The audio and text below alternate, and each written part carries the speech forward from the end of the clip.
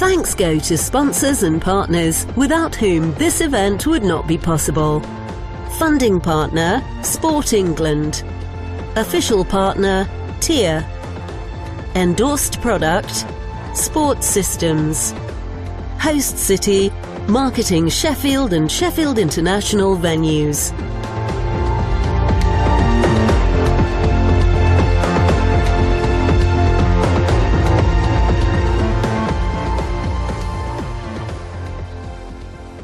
Remember, ladies and gentlemen, not to use flash photography during the start of races. Also, mobile phones and similar devices must be switched off or turned to silent during the event, as they can distract the athletes.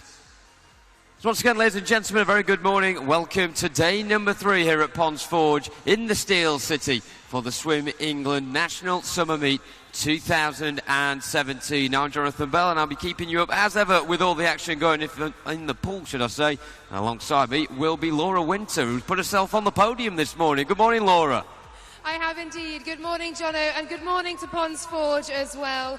Bright and early already in your seats. It's good to see, and a big hello to everyone watching on the live stream wherever you are in the world as well. What a day we had yesterday. 34 finals and 34 gold medals handed out yesterday evening, plus the 15 medalists we decided in the 1500-metre heats as well. It was a great day, and we're going to bring you lots more fast and furious swimming this morning, and of course in our final session later on today at 5 p.m. as well. Coming up, we've got the men's 100-metre freestyle, the women's 400 freestyle, the men's and women's multi-class 400 freestyle, and the men's and women's 50-metre backstroke and 200 IM. So lots and lots of swimming to come.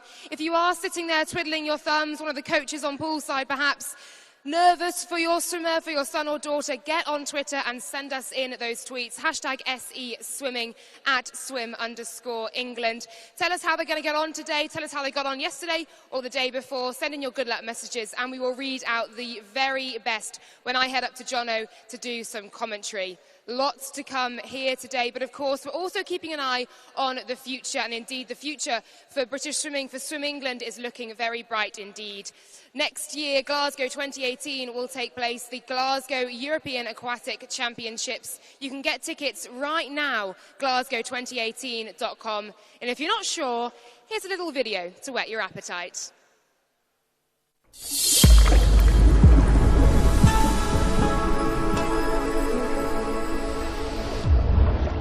A light is ready to shine throughout Glasgow and Scotland once again, when 3,000 European athletes will come together before our eyes to bet our bests for bars to raise, where in one instant a lifetime of ambition lies. Don't miss the chance to be with them at this incredible event, to witness the beauty of one human's endeavour towards a single moment that will last forever.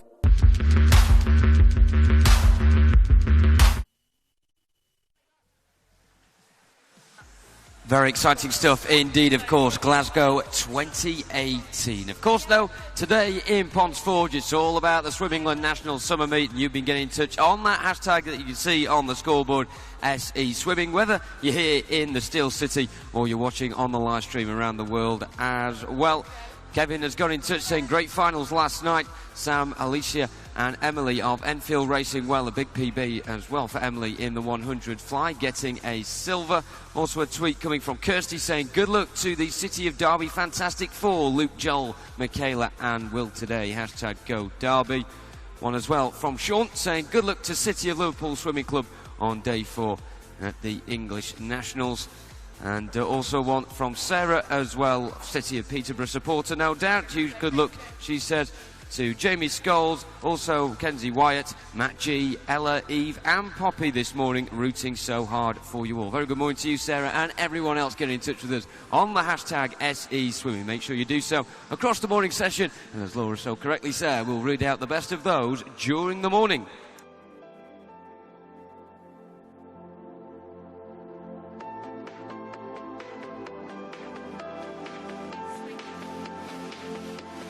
So Laura just joining me in the commentary position now. We're ready up here and getting ready on poolside as ever are the coaches. Behind the scenes, the swimmers too in the diving pit as well, getting warmed up for the session later on today. We're soon going to welcome our officials, but ladies and gentlemen, are you ready?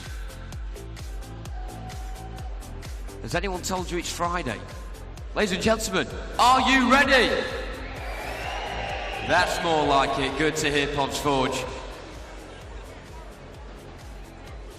So one last set of people then to welcome to the poolside. Ladies and gentlemen, give it up for our team of referees and technical officials.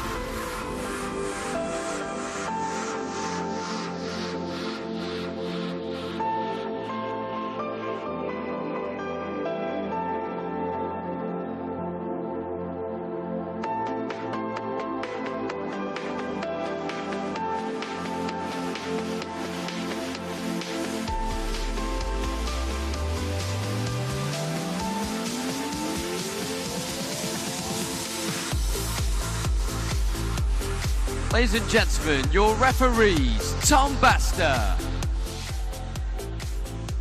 and Andrew McRoberts. Your starters for this morning session are Suzanne Johnson and Gary Blissett.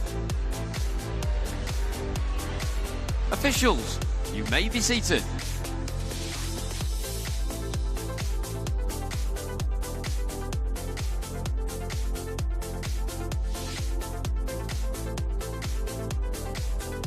Of course, our officials doing overtime yesterday, if you like, with a 1500-metre freestyle happening in between the regular morning and evening sessions. Not so much a marathon going off today, I'm glad to say. The men's 100-metre freestyle will be kicking us off in a few moments' time. Make sure you send in those good luck messages and well wishes to the hashtag #SESwimming. And just a quick reminder as well, of course, tomorrow we have Fred Furniss from Swim England, the pool swimming head. He'll be coming in at the Skyline Bar, which is here in Ponds Forge, just upstairs, between 12:45 and 1:45. It's predominantly for parents of swimmers that are aged between 13 and 14, and it will talk about talent pathway. Do make sure you go to that. It'll be done on a first serve, first come, first serve basis.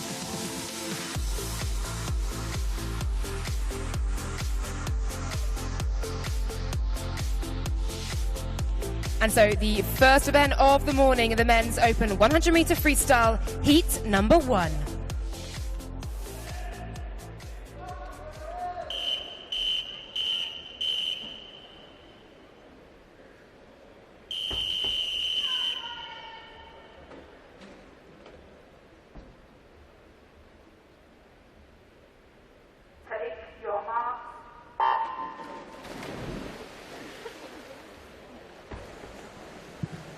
Yesterday we saw the 50-metre freestyle decided. Today it is the turn of the 100-metre freestyle. In lane 1, James Hart of Reading. Lane 2, Ryan McCoy of Hackney. Lane 3, Kieran Bott, City of Leicester. Lane 4, Ryan Zhao, Gates and Wick. Lane 5, Luca Riezzo of Exeter City. Lane 6, Ethan Santos, Borough of Newham. Lane 7, Ethan Grace Riches, Lincoln Vulcans. And Lane 8, Nathan Woodrow, UEA Norwich. Turning first then, lane 3, Kieran Bott, City of Leicester. Entry time for him of 58.01 and turning in a very, very quick 27.2. Some 0.4 of a second quicker than the second place, and he is still motoring along in lane 3. He's got about half a body length or so over lane 7, Ethan Grace Riches. Just tying in slightly now towards the finish line. He will get the touch though. Kieran Bott then 56.58. 56.68 for Ethan Grace Riches. And in third place in that heat we have Ryan Zhao, 57.63.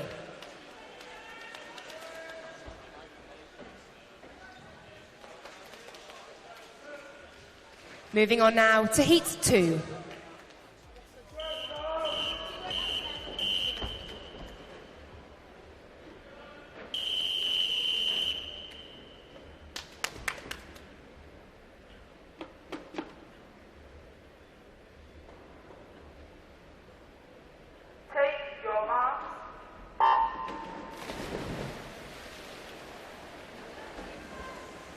Heat number 2 then in lane 0, Samuel Oxley of Soundwell. In lane 2, Stanislas Chosin of Millfield. In lane 3, Bradley Evans of Daventio. Lane 4, Joshua Williams of Wickham District. Lane 5, Jackson Olin, Camden Swiss. Lane 6, Harrison Barber of Biddulph. Lane 7, Pierce Greening of Cockermouth. Lane 8, Silas Mendes of Reading. And in lane 9, Kieran Summers of Scunthorpe. Joshua Williams then with the quickest time at the halfway mark, 27.1 over the 50. And still the swimmer in lane 4 is looking pretty good, but coming through very strongly indeed is Stanislas Chosin of Millfield. He's got half a body length on the rest of the field as they come under the flags up to the wall. Also look out for lane 8. It is Stanislas Chosin then, 56.07. His entry time, 57.51. Hopefully that's a good PB for you. Silas Mendes, 56.53 from lane 8 in second, and Jackson Olin, third, 56.56.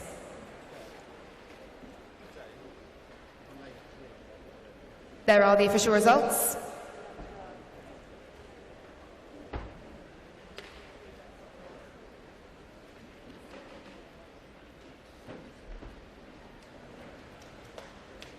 As we move on to heat number 3.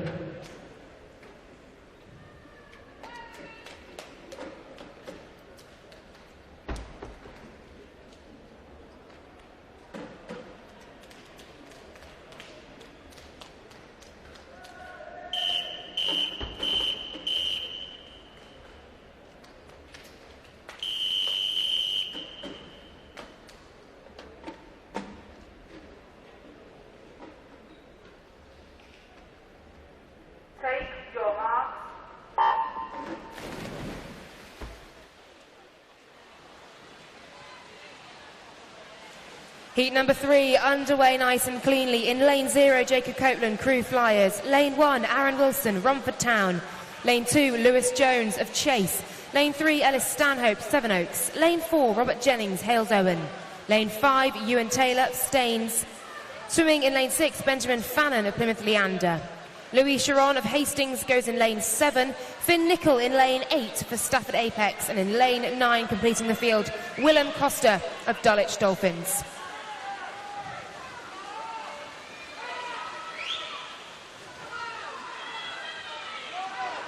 Aaron Wilson with the best start then in lane 1, an outside smoker, and he's still going well at the moment. Ellis Stanhope right up there though with that red hat in lane 3. Also look out for lane 8 and lane 5 too for the touch, and it does come from lane 8. Finn Nicol, 55.83, 56.16 for Ellis Stanhope in lane 3, and lane 5's Ewan Taylor takes third spot in that heat.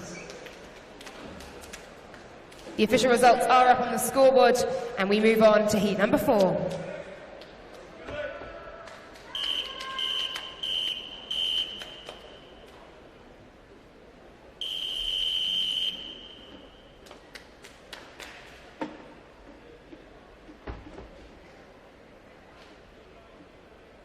Take your mark.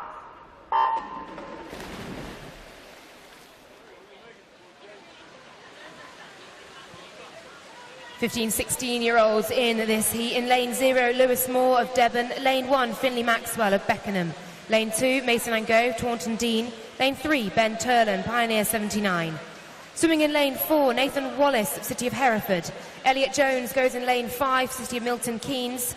James Bunyard of Wantage is in lane 6. Lane 7, Benjamin Samuel, Bournemouth College. Lane 8, George Robert Shaw of Dorking. And in lane 9, Sam Perkins of Team Ipswich. Ben Turlin then the quickest, lane 3 to the wall at the 50, 26.34 for him. Closely followed by lane 5, and indeed it's these two still out there. Look out for lane 1 as well, Finley Maxwell, and indeed lane 7 too. Benjamin Samuel is having a fantastic finish for the collegiate school, but it does go to Ben Turland in lane 3. Pioneer 79 swimmer clocking 54.73.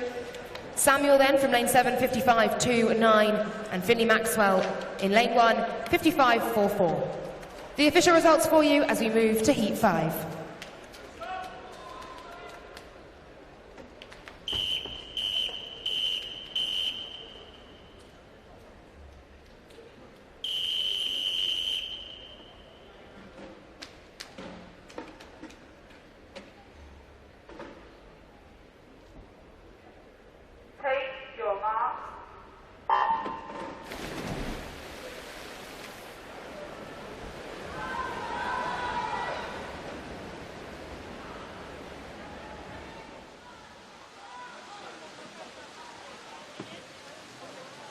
Here we go then with heat number 5 in lane 0 from Dunham Atlantis is Joshua Smith. In 1 from City of Hereford, Finn Lewis Gale. In 2 from City of Salford, James Duncan. In 3 from Berkhamsted, James Chennels. Alex Mason of Chester Street goes in lane 4. In 5 from Leatherhead, Thomas Shepherd. In 6 from Maxwell, Matthew Burton. And 7 representing City of Cambridge is Matthew Titman. Samir Gullian of Wickham District in 8, and in 9 completing the pool from Hemel Hempstead is Ashley Coombs. So coming towards the final 10 metres of this one then, very close between lanes 4, 5 and 6 in particular. Alex Mason, Thomas Shepherd and Matthew Burton, will they be the fastest times? No, Finn Lewis Gale in lane 1 of City of Hereford getting there first on 54.74. Thomas Shepherd has to settle for second in the end in that heat, and Alex Mason completes the fastest trio. See those confirmed times up on the scoreboard there. The top 2 inside 55 seconds. Both improving significantly on the entry time. As we now move on to heat number 6.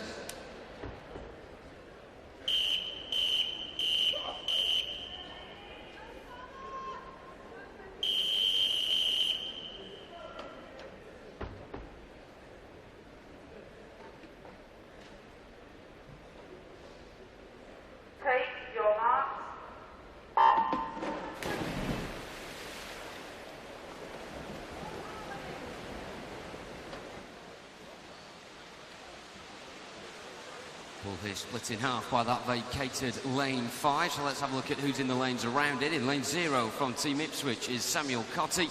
Lane 1 from Cockermouth, Connor Joyce. In 2 from Wigan Best is Hallie Beeches.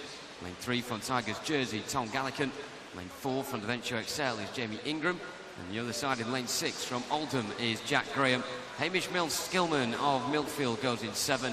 In 8 from City of Peterborough is Jamie Scholes.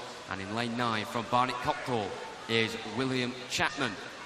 So a good swim this so far from Jamie Ingram in lane 4 Adventure Excel. Just to his left-hand side, more or less hugging the rope with him, is Tom Gallican in lane 3 up there as well. In 6 and 7, Jack Graham and Hamish Mills-Skillman. First position, though, is taken by Jamie Ingram in lane 4 at Adventure. 52.66 the time there, 600ths of a second quicker than that of Tom Gallican. And managing to worm his way into 3rd position ahead of Jack Graham is Harley Beeches of Wigan Best in lane 2. Confirmation up on the scoreboard there as we now move on to heat 7.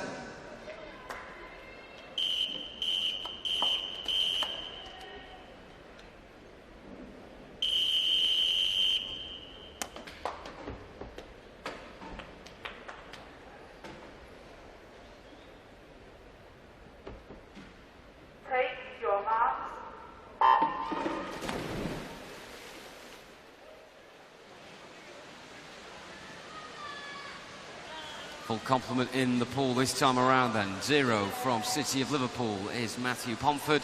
Henry Dixon of Mount Kelly goes in lane 1. In 2 from City of Salford is Matthew George. Lane 3 from Wickham District, James Baxter. In 4 from Loughborough University is James Oxborough. Lane 5 from City of Salford, Lewis Clough. In 6, Plymouth Leanders, Matthew Williams. In 7 from City of Derby, William Foster. Sam Phippen of Wickham District goes in 8, and Ethan Raymond of Plymouth Leander completes the pool in lane 9. Clearly taking the lead here with 25 metres to go is James Oxborough, Loughborough University, the fastest seed in this heat with the entry time of 51.7. Only he and Lewis Clough got times of 52 and below coming into this one, and again he manages to get south of that 52-second mark. 51.21 for James Oxborough then. In 2nd spot, Matthew Williams on 52.03, 100th of a second ahead of Lewis Clough in 3rd position. Confirmation of that penultimate heat on the board now as we move on to our final heat, heat number 8.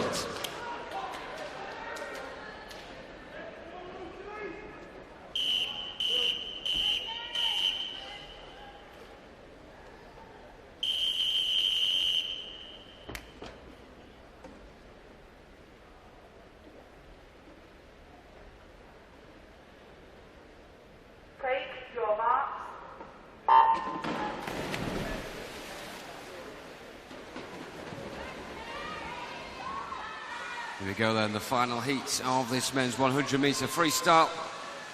As ever tonight, there will be 5 finals, 1 in each age category.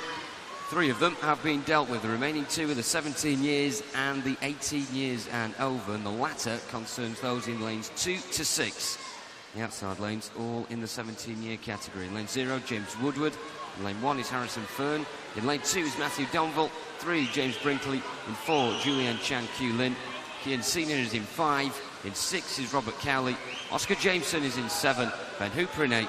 And in lane 9 is Jared Armstrong. You can see that posse of senior swimmers coming through in lanes 2 to 6 now. They're going to be the first to touch. It's going to be a very interesting final tonight if those 6 make it. I tell you now, Robert Cowley in first on 52.23. In second spot, Kian Senior of City of Sheffield on 52.35. And Julian Chan Q Lee completes the final fastest trio in those heats. The Bath University swimmer on 52.58. Confirmation of those results up on the scoreboard now for the final time in that first event of the morning session.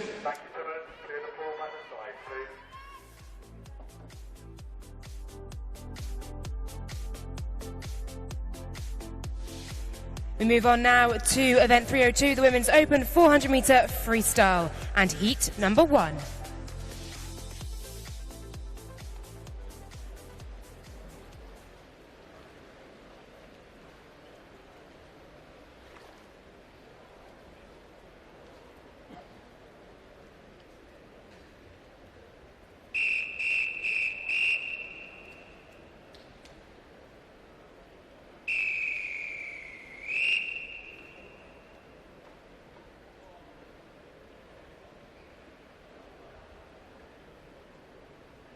Take your mark.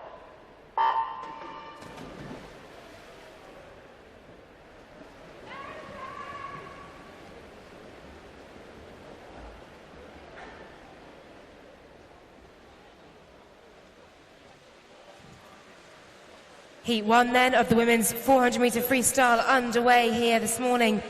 Lane 3, Lois Key, City of Liverpool. Lane 4, Madeline Squire, City of Leicester.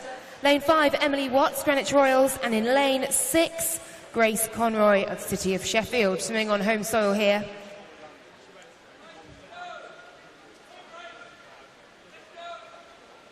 Grace, the only 12-year-old in this heat. The other 3 ladies, all 13 age group. And all entered on the 4:43 mark.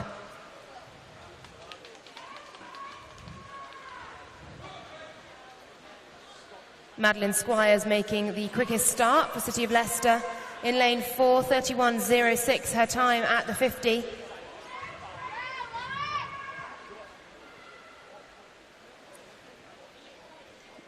Lane 3, 4 and 6 pretty much turning together. Just Emily Watts slightly off the pace at the moment. About 2 seconds back here. The ladies turning in 1:06 at the 100 mark.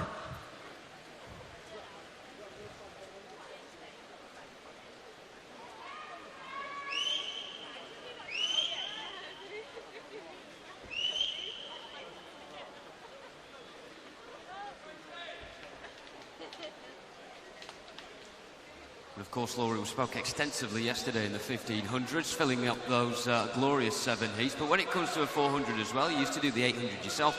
Is it simple as taking an 800-metre game plan and just trimming it in half and going quicker a bit earlier? I wish it was that simple. I wish it was that simple. I think the 400 is a different ball game to the 800. Very often you will see swimmers doubling up in both the 400 and the 800, especially as they're growing up, and that's what I did when I was younger. I did both, and I loved swimming both. I'd say for the 400, though, you've just got to be that little bit sharper. You've got no time, basically, to sort of relax into it as you do in the 800. There's a period of consolidation and stabilisation in the 800 where you can just sort of sit on your rhythm and tap it out and just keep the tempo up.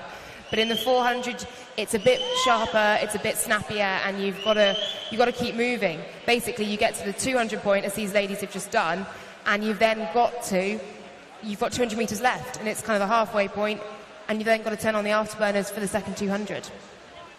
Leading the way, lane 3, Lois Keys of City of Liverpool. These swimmers, of course, in the lower 8, in the heat category, should I say, are in the lower age groups here, in the 12-13 year category. These 4 swimmers all directly competing against each other for spots in the finals.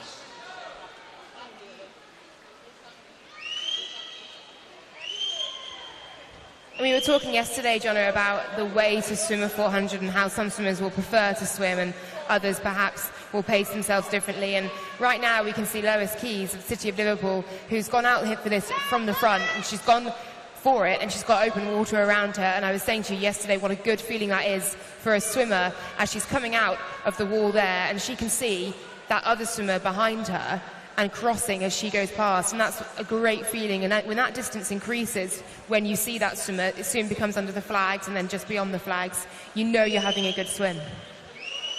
And she certainly is, the City of Liverpool swimmer, inside the final 100 metres now. Second spot is Madeleine Squires in lane 4 of City of Leicester, who is seeded as the fastest swimmer in this heat on 4:43.12. I have to say that the front two certainly look as if they're on course to defeat that entry time. As the race for third begins to bunch up a bit between lanes 5 and 6. Grace Conroy in lane 6 of City of Sheffield, slightly ahead at the moment of Emily Watts in lane 5, but you have to say the gap has been trimmed a little bit from what it was a couple hundred metres ago. But at the front, Lois Keys has done this one to perfection in terms of this heat. He has an extensive lead now over Madeleine Squires of City of Leicester, coming into the dying embers of this first heat. And she looks as if she's on course as well to defeat that entry time. She does too. 4:41.14 for Lois Keys of City of Liverpool. Second spot will be Madeleine Squires, who's around 6 seconds behind her on 4:47.11. Grace Conroy comes out on top in the battle for third on 4:50.7. Emily Watts for Greenwich on 4:53.13, completing that first heat. Confirmation of those 4 times in ascending order on the scoreboard for you now. And we're ready to move on to heat 2.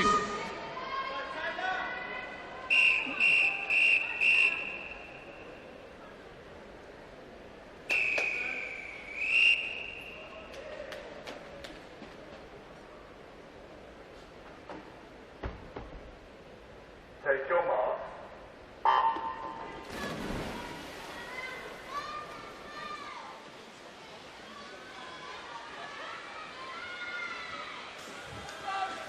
Heat 2 then cleanly underway. Millie Checkley swimming in lane 0, City of Birmingham. Abigail Miles goes in lane 1 for the City of Sheffield.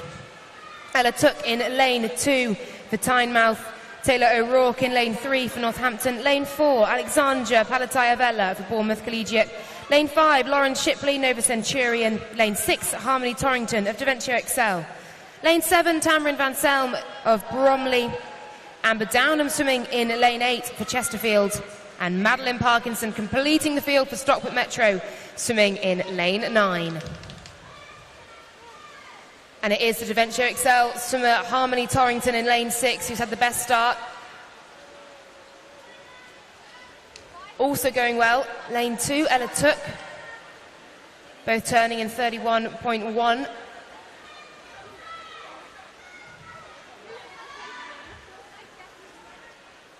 I said to you yesterday, Jono, as well, that in the 1500, it's very easy to go out fast. And we saw an outside burner yesterday who went out very, very fast indeed. He went out in a 2:06 on the 1500 over the first 200 metres, which was in fact quicker than the entire final heat went out.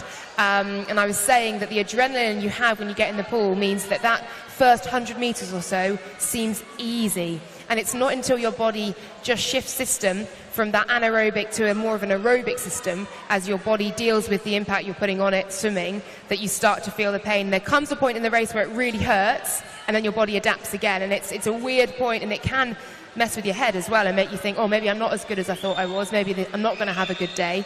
And these ladies will have just gone through that and will now be pushing on. We also sort of touched on as well that when the swimmers go around in packs, it actually helps them in a way. You look at 6, 7 and 8 there between Harmony Torrington, Tamari Van Selm and Amber Downham. They sort of like having that sort of company in these sort of distances. Yeah, it's quite comforting to have somebody next to you in one respect, and then certainly over the last 100 metres, the last 50 metres certainly, you want to get them away from you as quickly as you can. It's nice to have a swimmer next to you who you can sort of pace with. At least then you know that you're within the times of the heat, and you know that perhaps you're having a good day. I think it's even nicer, though, to have clear water. When you have clear water, every swimmer in that pool right now will be in pain. Swimming hurts, we know that, racing hurts. But if you've got clear water, if you're ahead, the pain is insignificant. At that point, you know that you've just got to keep pushing to the wall. At the moment, on the split times, leading the way is Tammy Van Selm in that pack of 3 on the far side in lane 7. In fact, that pack's now dwindled to a duo between her and Amber Downham in lane 8. Going well as well in 2, Ella Tuck of Tynemouth. And she's just leading behind at the moment. To her right, Alexandra Palatai Avella of Bournemouth Collegiate. So very interesting indeed. It's also interesting as well at this sort of stage when you have perhaps your 2 favourites seated in lanes 4 and 5. Of course, that's going off times on paper, but it's interesting when they're towards the back going into the final 100, trying to strike towards the front. Yeah, we're very used in swimming to seeing that spearhead formation of the middle 2 lanes going out hardest, and then it's just dropping back. A nice V-shape's formed. At the moment, we've got almost an inverse V-shape because entry times on paper, you can't really go by them, especially with youngsters this age who are going to be making leaps and bounds in their PBs. What I would kill for doing PBs like these guys are going to be doing over the next couple of years, because they'll take huge chunks of their time, especially over the longer distances. So you're never quite sure what's going to happen in early heats like this, certainly with 12, 13, 14-year-olds. Return for home well and truly on with Tammy Van Selm and Amber Downham, both in touching distance of each other. Great support coming from those of a Bromley persuasion as ever near to us, and supporting Tammy Van Selm in 7. And 2, Ella Tuck is trying to make sure that she keeps that gap that she had between her and Taylor O'Rourke. It's certainly not proving to be easy though for her. The Northampton swimmer in lane 3 putting up a very good fight indeed at the moment. And of course, as Laura said as well, most of these swimmers in the 12-13 year category, those 2 in 7 and 8 are as well, and they're going to be the first to touch in. Tammy Van Selm in lane 7 of Bromley, followed by Amber Downham of Chesterfield. The winning time, 4:38.57, which is around 4 seconds or so off of the entry time. In 3rd position is Ella Tuck of Tynemouth on 4:42.43, just coming on top in the end in the battle between her and Taylor O'Rourke of Northampton in lane 3. So confirmation of those times are incoming, and there they are. Tammy Van Selm topping things for Bromley, Amber Downham of Chesterfield in 2nd, just winning the battle to fit themselves into the fastest trio, Ella Tuck of Tynemouth. Of course, all about time rather than placing in the heats, but good for those 3 nonetheless. As we move on to our next heat now, heat 3.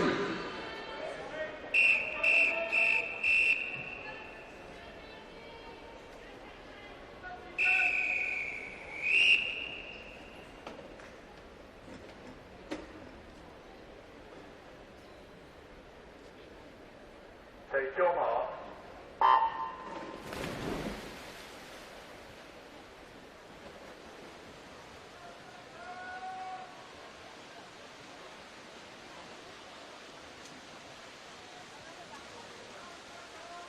Once again, a full complement in the pool for this 3rd heat of 9. In lane 0 from Poole is Tegan May Graham. Lane 1 from Basildon and Phoenix is Rebecca Howell.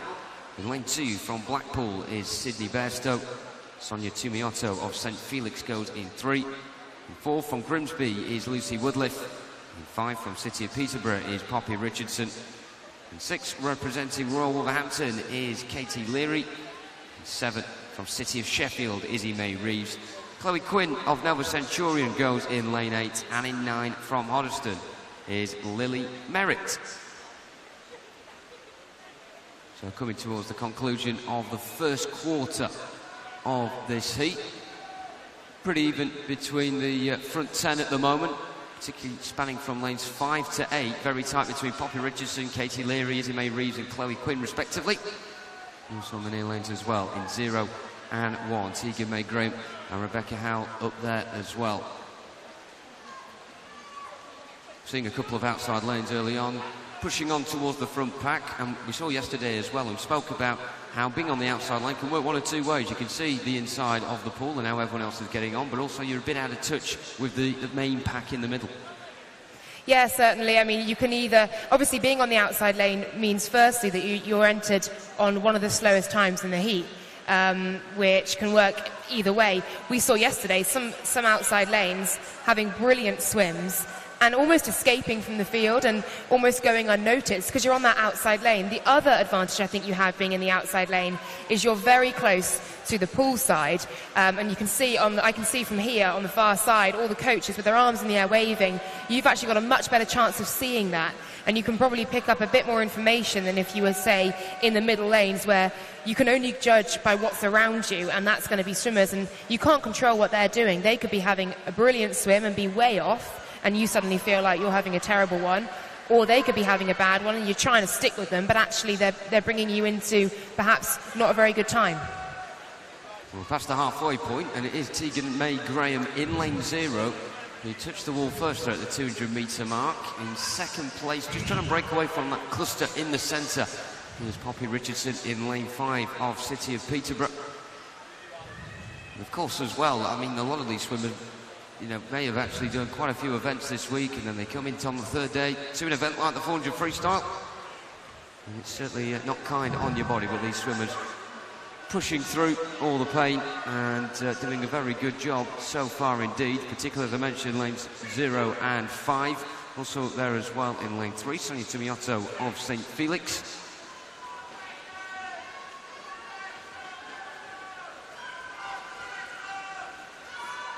It's not unusual to see swimmers doubling, tripling up during events, doing 2, 3, 4, even 4 events. Certainly in training, these guys are going to be swimming 4 hours a day, morning and, 2 hours in the morning, 2 hours in the evening, 20 hours a week. And so actually, when it comes to competition, you're doing relatively very, very little. Yes, you're doing a max effort, but if you get your recovery right, you should be able to bounce back quite quickly, given the volume of training that swimmers have to do.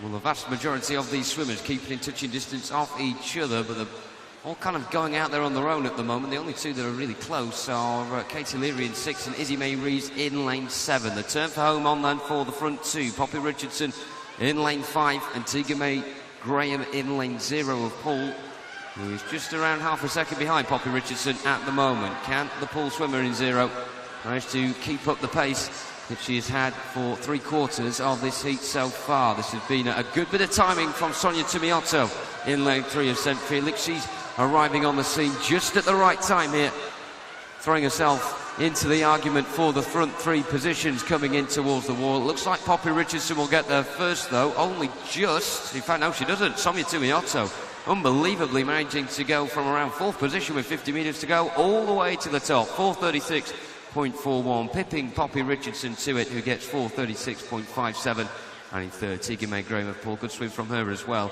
into the top 3. We all managed to get times under 4:38 for the first time. Just confirmation of those times up on the scoreboard now. Now ready for heat 4.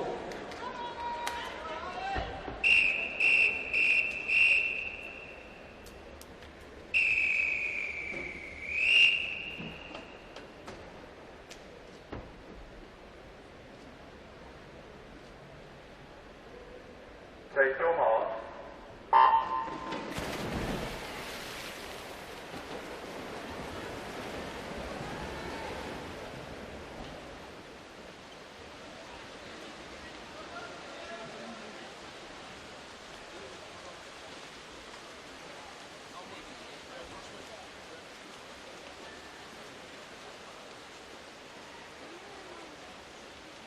Away we go with heat number 4. Again a full pool here. In lane 0 from Team Ipswich is Safia Button.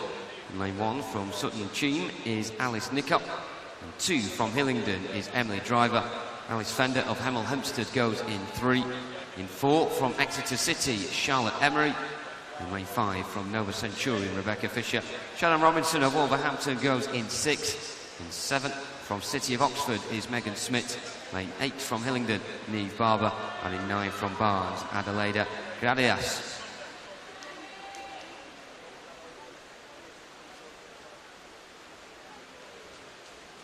One of these heats so far in this women's 400 metre freestyle, taking a very similar complexion at this stage in the races.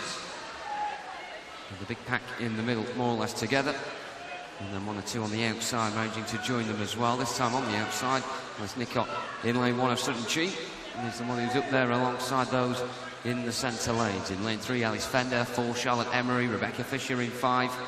In 6, Shannon Robertson. And also in lane 7, Megan Smith as well. All within touching distance of each other at this point.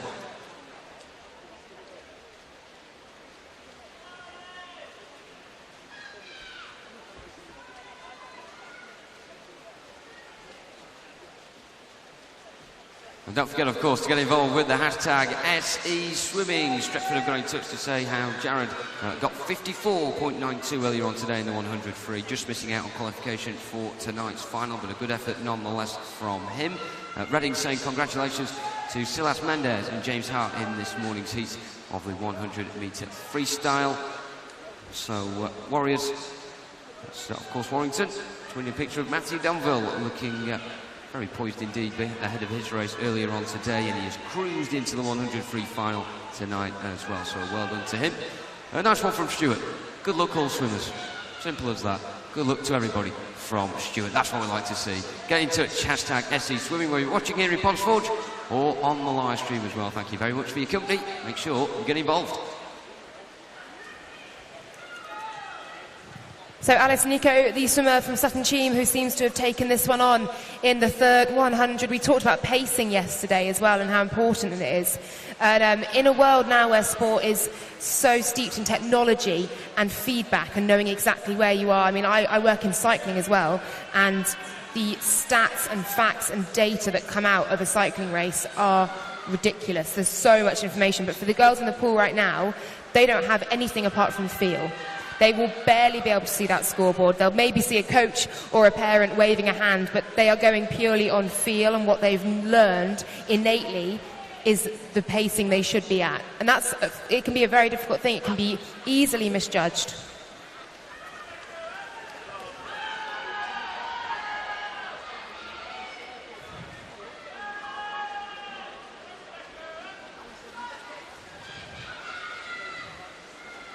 So Nico then, currently leading the way in this race. We've also got Megan Smith in lane 7, who's been up thereabouts for the whole race, and behind them Rebecca Fisher in lane 5 of Nova Centurion. These three in contention at the moment, but it is getting tighter as we come down this final 100 metres, final 50 metres now. And they start to head for home. White as well, should I say, Laura? Sorry. A lot of white coming from the feet of those inside, trying to catch up here with Alice Nico. She's the pace setter. She's beginning to kick a bit now on the back 50. You can tell that the rest of the pool are really now going for this one. Oh yeah, you've got to give absolutely everything. Final 25 metres, it's head down. Even though the oxygen debt is huge, the lungs are burning, head down, and you absolutely go for the wall. And that's what Alice Nicott's doing now in lane 1. Touching in first, 4:36.42. Megan Smith touching second, 4:38.76.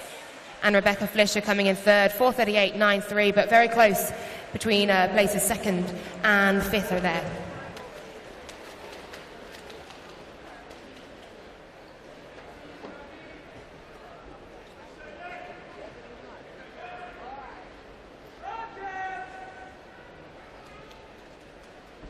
The official results of that heat up on the scoreboard, and we move on to heat 5.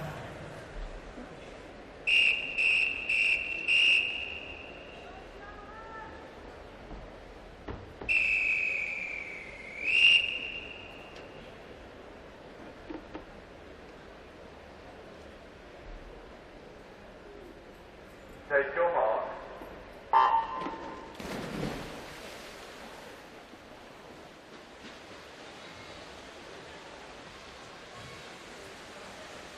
Another full pool for this heat then. Lane 0, Zadie Flynn of Leatherhead Swimming. In lane 1, Chantal War of Doncaster Darts. Lane 2, Isabel Bryant, Guildford City. Lane 3, for Wigan Best, Charlotte Nesta. Jessica Morgan swims in lane 4 for Southport. Billy Grant goes in lane 5 for Hatfield. Lane 6, Abigail Poulton of Guildford City. Charlotte Kennedy swimming for Stockport Metro in lane 7. Chloe Hurst, lane 8 for Borough of Kirklees. And in lane 9, we have Katie Johnson for Amersham.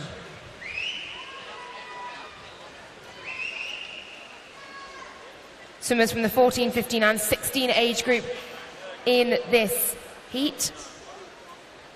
Entered around 4:36, 4:37. And the interesting thing is, Jono, they'll have looked to see what the ladies before them have been posting and the times they've been doing. It's one of the things you do before a race, is just watch exactly how each heat before you goes. And what sort of preparation goes into this sort of race as well, when you're going around the halfway point in the heats, or perhaps even those coming in the latter stages of the heats as well? You've been waiting, you've been watching. Your warm-up was a couple of hours ago. How do you prepare for a distance like this? The swimmers are very lucky here. They have the diving pool where they can also swim again. Certainly in some of the pools I was swimming in when I was younger, we didn't have a second pool to swim in. So actually, you could warm up 2 hours before your race, and then you'd have to rely entirely on a land warm-up before your heat of the 400 or the 800. So it's a case of just getting those shoulders moving again, engaging some of the muscles around your shoulders to actually keep yourself loosened up, because with nerves comes tension and your body gets tight. And certainly I was someone who suffered with nerves. So for me as well, it was a case of trying to put the negatives out of my head and thinking more positively about the swim. But I heaped huge amounts of pressure on myself, and I'm sure there are many girls and boys out here who do the same. And it's very easy to do. And when you're sitting watching the heats going on, it's actually really difficult to sit and watch. And when you're behind the block, you've trained for weeks and months for this point, and these guys will have been gunning for these times to qualify for this meet as well. But when you're behind the block, it's the very last place you want to be. And then suddenly you get in and those feelings go, and it's race time, game on, full gas, and it feels great. Did have a front four at the halfway point, and I think it's more or less going to be like that as well as we get towards three-quarter point now. In front is Jessica Morgan in lane 4, Katie Thompson on the outside in lane 9, currently in second. And then we look back to the near side lane, in lane 0 for our third spot, with Sadie Flynn of Leatherhead up there as well, but more or less level alongside her in lane 2 is Isabel Bright of Guildford City. So it's nicely poised this for a very interesting final 100 metres indeed. Of course, as we go through the heats as well, the age categories get a bit more varied too. This one, 14-year category, is the youngest, and we have some 15-year-old swimmers and 16-year-olds as well. So a lot of places in finals at stake for these swimmers in the pool right now. A lot of permutations for how they've got to get there. Of course, they've seen some of the heats beforehand, and they know what sort of times they've got to beat in their age group, but they also know they've got to set a new benchmark for those coming up in the succeeding 4 heats after this as well. It's a bit of an awkward one for these swimmers. The simple thing to do is just go out as fast as you can, and certainly doing that. Here's Jessica Morgan, who's led for a vast majority of this heat, and going into the final 50 now. She is not going to let up. Legs beginning to kick that little bit more, and trying to keep your touchy distance on the far side lane. Katie Thompson in 9, Sadie Flynn, some extra clean 0 going up there as well, and Isabel Bright just ticking along that little bit quicker with every stroke. Charlotte Nestor in lane 3 trying to get up alongside her, as is Billy Grant as well in the Hatfield pink in lane 5, but doubting down the centre towards home now, Jessica Morgan of Southport. Let's have a look at what time this one is going to be. 4:35.06 for her. In second spot, Isabel Bright, again another example of timing to perfection, emerging from the peloton with 100 to go. She gets 4:37.58 ahead of Katie Thompson in lane 9, who managed to keep up there on 4:37.69 and complete the fastest 3 for heat 5 times in ascending order on the screen for you now. Morgan top as we go on to heat 6.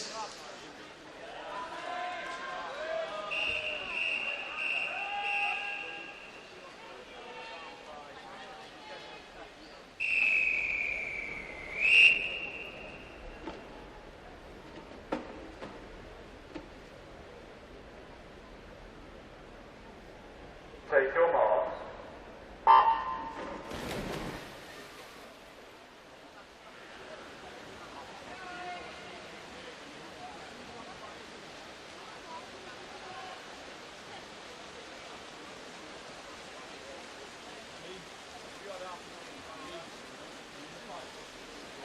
We go with heat number 6 then, in lane 0 from Calm Bria is Megan Vingo.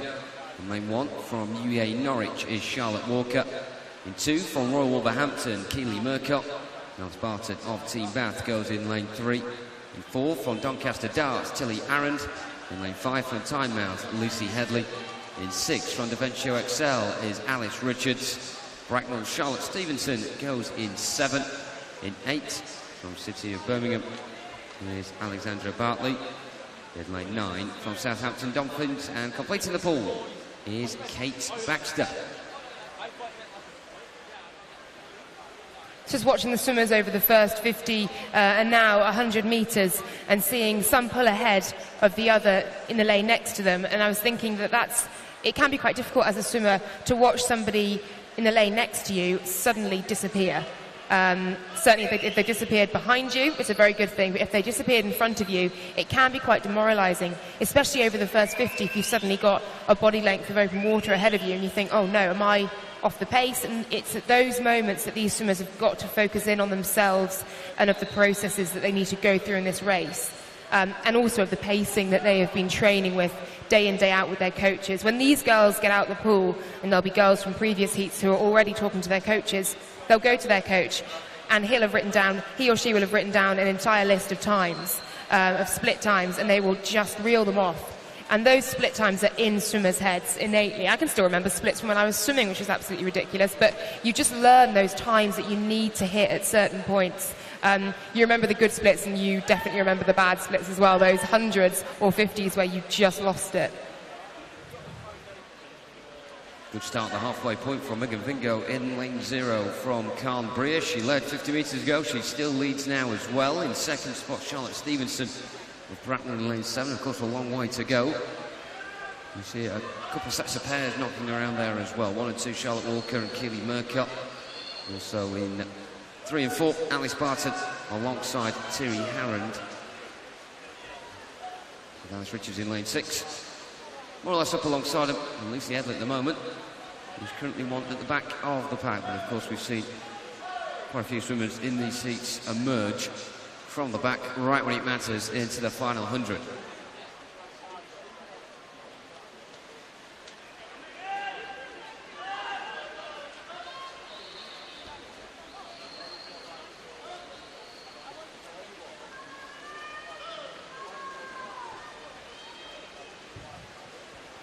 We're seeing again, Jono, from lane 0, Megan Vingo having a brilliant swim from an outside lane.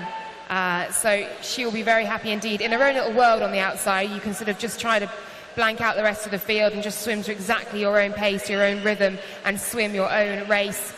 She'll be using cues from poolside, from coaches and fellow swimmers waving their hands at her. And when she looks across the pool, when she breathes at the moment to her left, she'll see clear water to her left, and that's a great feeling. How much does an outside lane like Megan Vingo sort of dismantle the formation of the pool? Sort of a bit like snooker, where someone just absolutely destroys the pack of reds in the middle and then it all kicks off. Is it a bit like that, or does everyone just stick to their own game still? I think it's important to stick to your own game. As I said earlier, though, as well, is that sometimes that can go unnoticed. I've got out of races in the past and had someone from lane 1 win and gone, I didn't even see her, because actually you may not see her. Certainly lane 1 and lane 2 will know thereabouts where she is and what she's doing. But lane 7 at the moment will be able to look across and maybe see a bit of splash, but it could be from lane 1, lane 2. It's very difficult to gauge where you are in the pool when you're in the heat of the battle in the 400 free. Well, we come towards the wall then, and it's been a very successful 400 indeed from Megan Vingo of Carn Brea. 4:33.2 she touches in, taking that heat. Second spot, Keely Murcott of Royal Wolverhampton on 4:35.92. And Charlotte Stevenson in lane 7 of Bracknell does a good job indeed to make sure she touches inside the front 3 as well on 4:36.43. As ever, confirmation up on the scoreboard for you now as we now move on to heat 7.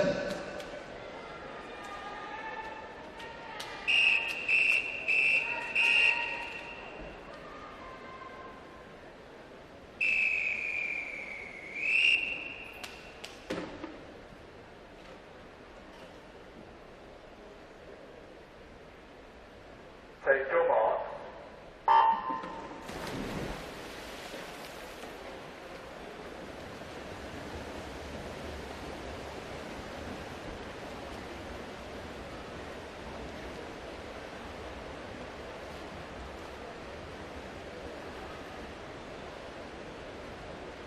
Two heats to come then after this one. In the pool, lane 0 from Wigan Best is Maya Greenout. In 1 from Winchester is Faye Francis. Lane 2 from City of Peterborough, Mackenzie Wyatt. Lane 3 from City of Milton Keynes, Charlotte Wynne-Jones. In lane 4, representing Ellesmere College Titans, is Jessica McDonough. Lane 5 from Stockport Metro, Amy West. In 6 from Royal Wolverhampton, Helena Mole. Ayala Paros of Mount Kelly goes in 7. In 8 from City of Coventry is Anna Vickery. And in lane 9 from York City is Ella Fisher. Observant ones of you will notice there in fact is no lane 7 in this one, but past the halfway, the 100-metre point, it's Mackenzie Wyatt in lane 2 of City of Peterborough, marginally leading the way. Again, most of the pool keeping up very tight with one another. And they're currently the pack of 3 in lanes 2, 3 and 4, and the ones doing the early pressing at the front of the pack.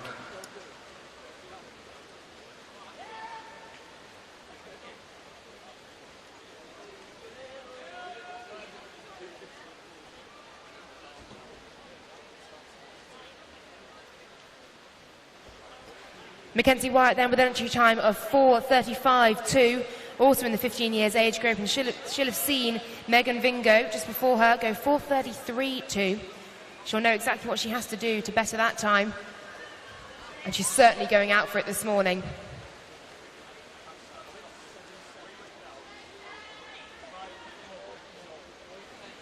Nice tweet from Tim saying, looking good, up high and great commentary. Thank you very much, Tim. He says, can we have a shout out please for Meg, Dan and Will flying the flag for Worcester. I think I like Worcester a bit now. Nice tweet there. Coming in from Isle of Man, it's another busy day with Ben Kevill and Ben Granger. And also coming up another event that Isle of Man are at. They're everywhere at the moment. Brodie Hewison and Peter Allen as well at SWS 017. So good luck to them 4. Jane also says good luck to Anna and Eva Vickery, swimming for City of Coventry, the 400 free this morning. In the pool, we have Anna Vickery going in lane 8. And Emma says good luck to all swimmers from Sutton and Cheam today as well. So make sure you keep those coming in. Hashtag SE Swimming is where you want to be. And currently, Mackenzie Wyatt is exactly where she wants to be as well in lane 2. It's been a very strong start from her so far, definitely taking this one with a bit between her teeth. And coming down the centre as well, lane 4, Jessica McDonough of Ellesmere College Titans currently in 2nd. Very tight indeed for 3rd. We have Anna Vickery in lane 8, backed by that support on Twitter. And lane 3, Charlotte Wynne-Jones. City of Milton Keynes in lane 3 as well. Throwing to the argument in lane 5, Amy West, and in 0 and 1, Maya Greenout and Faye Francis. You're more or less saying the whole pool at the moment, but the front 6 or 7 definitely up in contention as we come into the nitty-gritty final 100.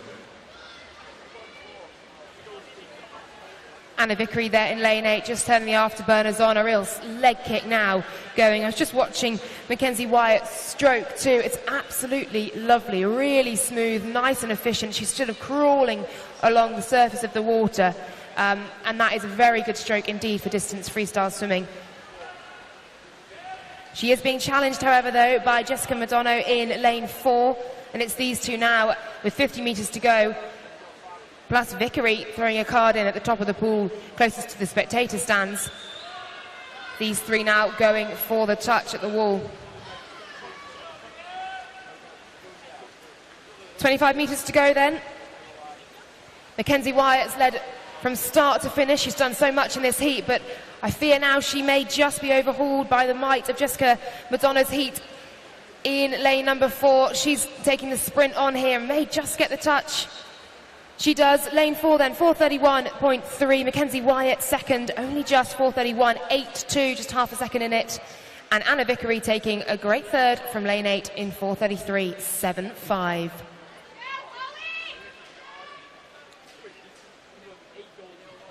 The official results up on the scoreboard for you as we move to Heat 8.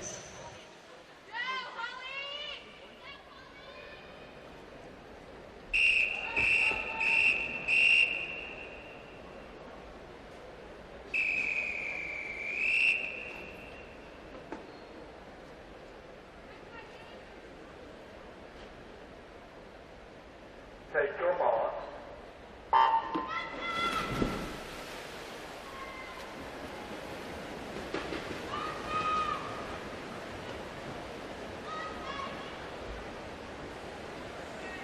The penultimate heat then of this women's 400 metre freestyle this morning.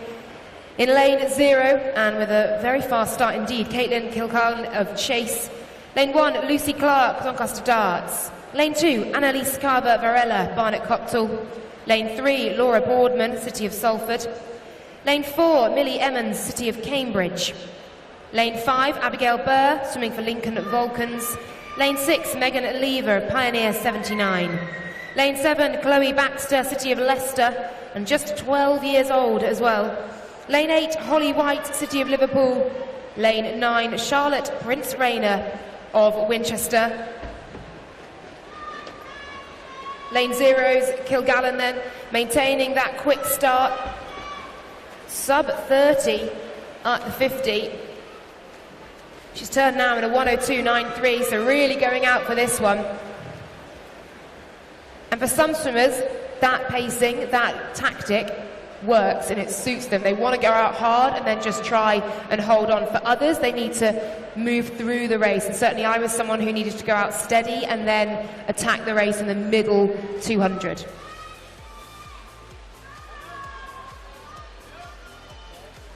Millie Emmons and Abigail Burr then 103.1 and 103.5 at the 100 respectively.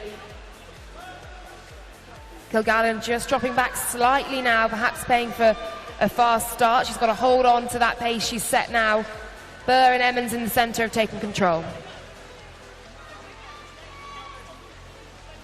Also got a line of 4 just at the back at the moment as well, spanning from 6 all the way over to 9. And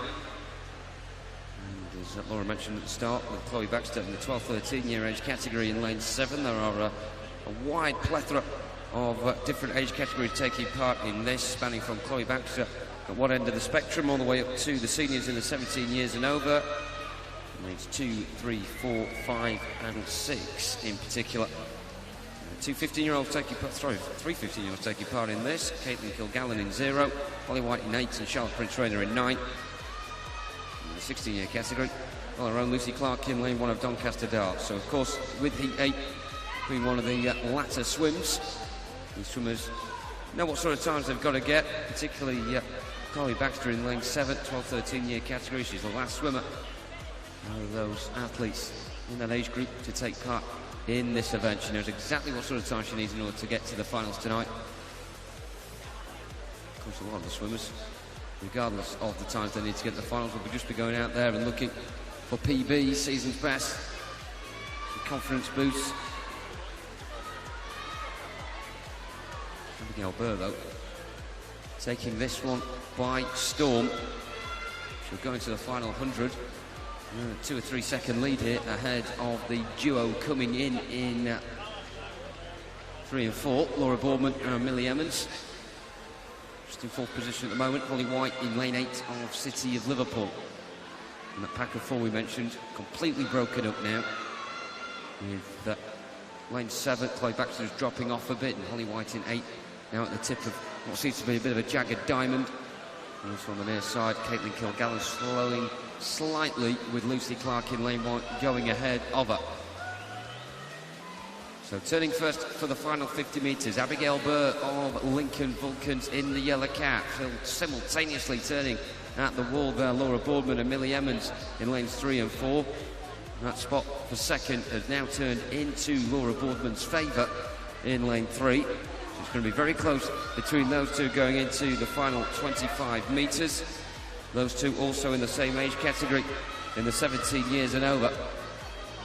So it could be a rerun in the final tonight. We certainly hope so. A lot of entertainment will be provided by those two coming to the final few metres. Abigail Burr first then, 4:27.76. Second just taken by Millie Emmons, 0.05 of a second quicker than that of Laura Boardman.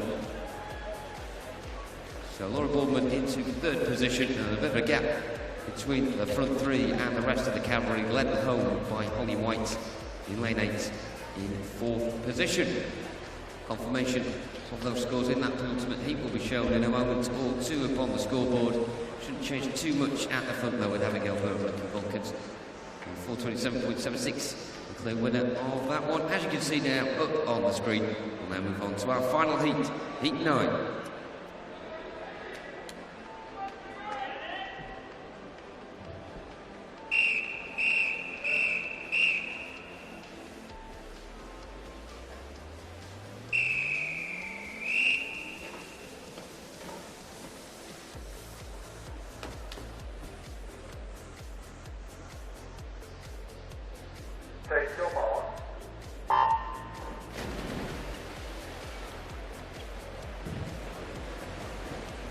Here we go with our final heat of the women's 400-metre freestyle on day 3 of the National Summer Meet here at Ponds Forge.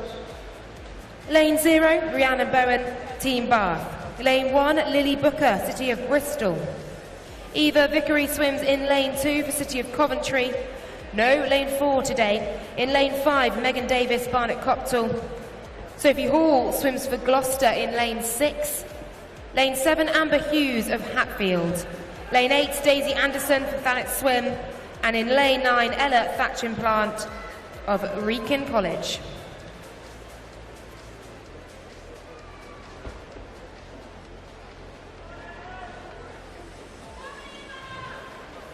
And I shall try to remain impartial, but I have to say Gloucester is my home club, my former haunt, and Sophie Hall has taken this one out, and she is going for it, got a bit between her teeth here, turns in 63.43.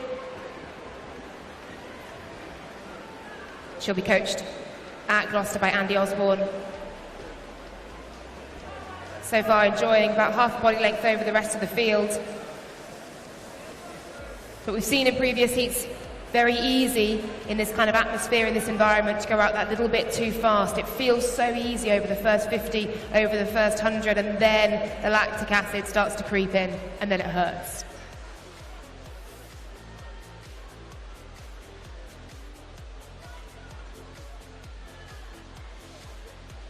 Of course, we saw in the last heat as well, we had Laura Boardman and Millie Emmons sort of dragging each other in a way towards the wall at the end. I mean, that must help when it really hurts in the final 50. Obviously a bit early to be talking about it right now as we come up towards the halfway point, but in the dying embers of a heat, to have someone up alongside you pushing you all the way, especially when they're in the same age category, that must be a good thing. It definitely is. It helps if you're out in front, you want to just increase that distance behind you. If you're next to someone, you want to do all you can to stick with them, if not get ahead of them, and that's real motivation. The worst place to be is no man's land, is to be between the leaders and sort of the swimmers trailing in the heat, or indeed to be out the back of the heat. They are the worst places mentally and physically to be, because it always hurts more if you're losing.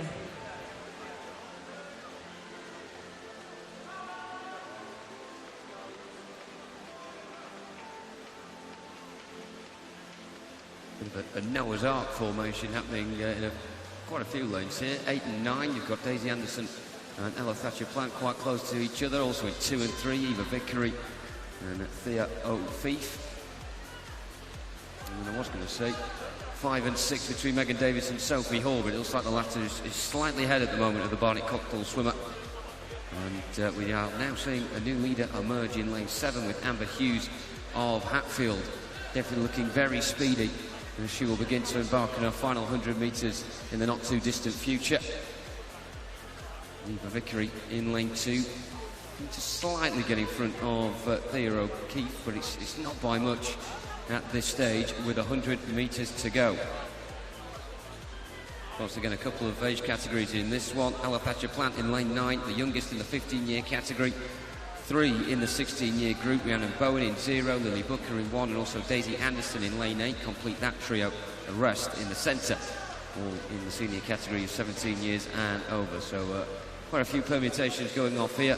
These swimmers have seen all the previous heats. They know exactly what sort of times they need in order to get to the finals tonight. 50 metres to go, and this has been really strong from Eva Vickery, who has caught Amber Hughes in lane 7, and going into the final 50 metres, those two turning exactly the same time on 3:55.8, and with 25 minutes to go, not much to call between them either.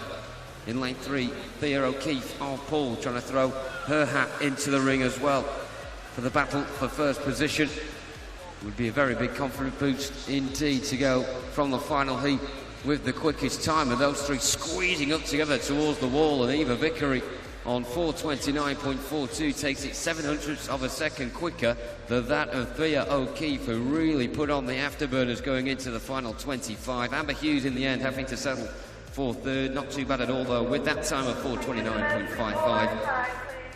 So that confirmed trio will be up on the scoreboard in ascending order for you now. Vickery top, O'Keefe second, and Hughes in third.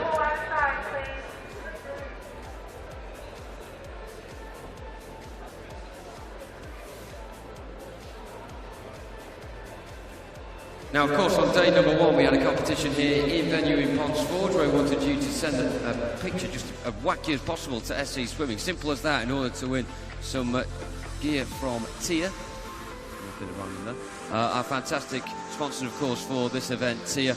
Kit bag is on offer today as well. So get sending your photos, the selfies with your team as well. Hashtag SE Swimming. Myself and Laura just doing it there with a bit of multitasking. So make sure you get involved with that. Hashtag SE Swimming. And the prizes will be on offer tonight.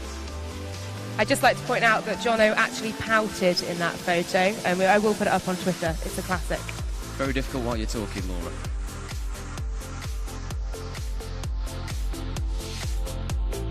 We move on then to our next event now, very quickly indeed, with the men's multi-class 400-metre freestyle heats, starting with Heat 1.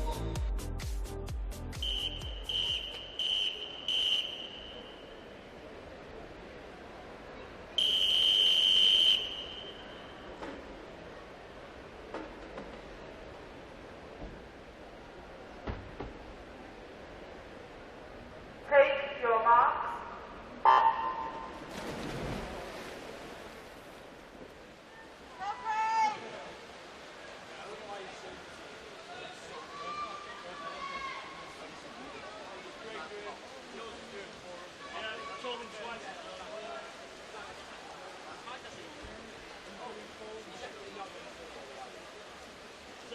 First heat of 2 then, the men's multi-class 400-metre freestyle.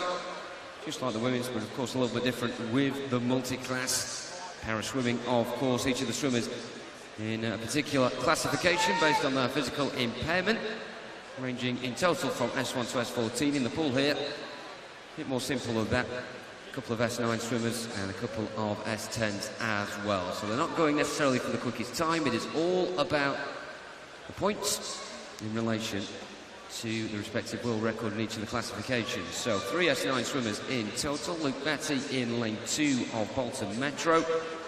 Lane 6, Riley Shanahan of Shrewsbury.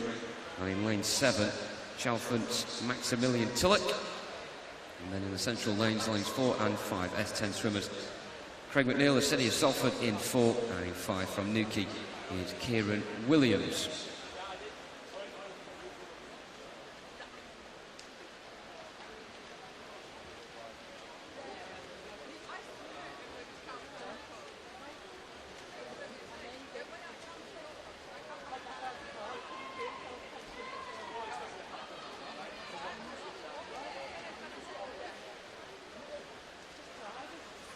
So, of course, these swimmers seeded for all of these multi-class events based on time.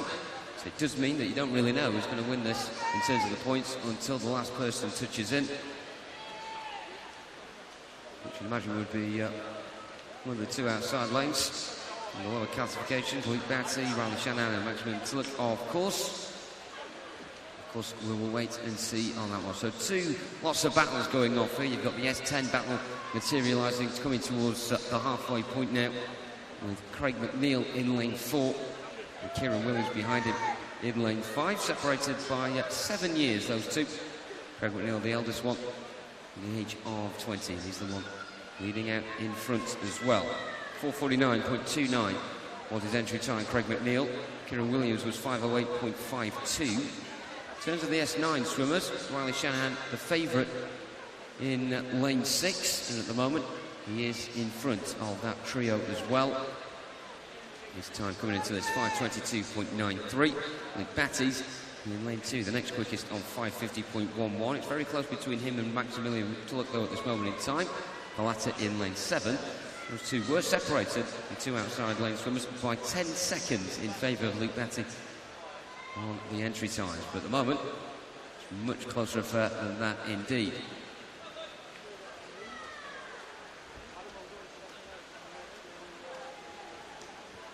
And of course, it's always a difficult task doing these 400-metre freestyles, especially when you have a physical impairment as well. And you see some of the swimmers later on in the women's event and also in the second heat as well. The classification's as far down as S6. So it is tremendous strength involved in this event, and especially with Craig McNeil out in front at the moment. quite a sizable gap between him and Kieran Williams. I think the success of Team GB at recent Paralympics has certainly massively bolstered the legions of swimmers we're now seeing coming through to racing and multiclass events at a variety of meets across the country. And the entries here, I think, are fantastic. It's brilliant to see so many kids who may have been told, oh no, you won't be able to do sport, you've got a physical impairment, and they're here smashing it, defying that entirely. And it's brilliant to see the number of entries and the strength and depth as well. Yeah, it certainly seems a lot more entries than that last year's competition in the para events, that's has to be said. And of course, the squad has been named as well, the 26-strong squad for the Para World Championships coming up in Mexico in September.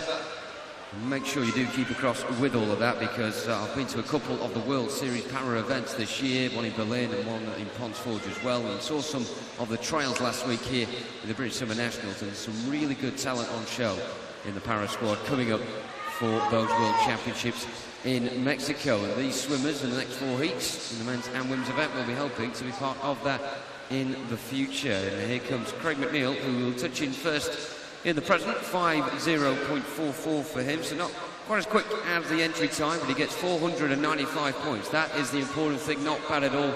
Of course, 1,000 is more or less around where the world record is. Kieran Williams coming in second on 449. So those two know who's come out on top in terms of the S10 swimmers. What about the S9? So the first S9 swimmer to come in will be Riley Shanahan of Shrewsbury. Willie Topple, 495. The answer is no, 422. Sees him coming in third position. Still not a bad time from him, nonetheless, of 5:33.18. And now coming in lane 2, Luke Batty of Bolton Metro. He won't beat 422 of Riley Shanahan, and those two are in the same category, but he will be quicker than Maximilian Tulloch. Luke Batty getting 363. Let's hear it for our final swimmers then, ladies and gentlemen. Coming in now, completing that first heat. 339 for Maximilian Tulloch in lane 7. So, of course, we'll wait for the confirmation of that heat to see just where everybody lines up with those points.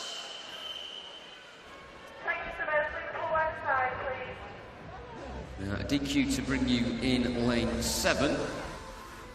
Doesn't really change the top though. Craig McNeil, 495. First to touch in and first with the points as well. Kieran Williams in second on 449. It's 422 for Riley Shanahan with Luke Batty on 363.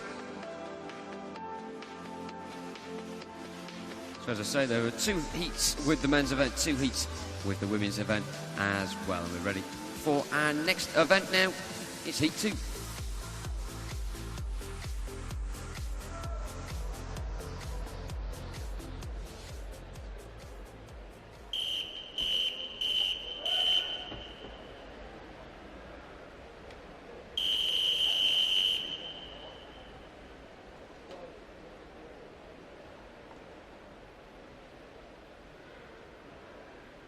Take your marks.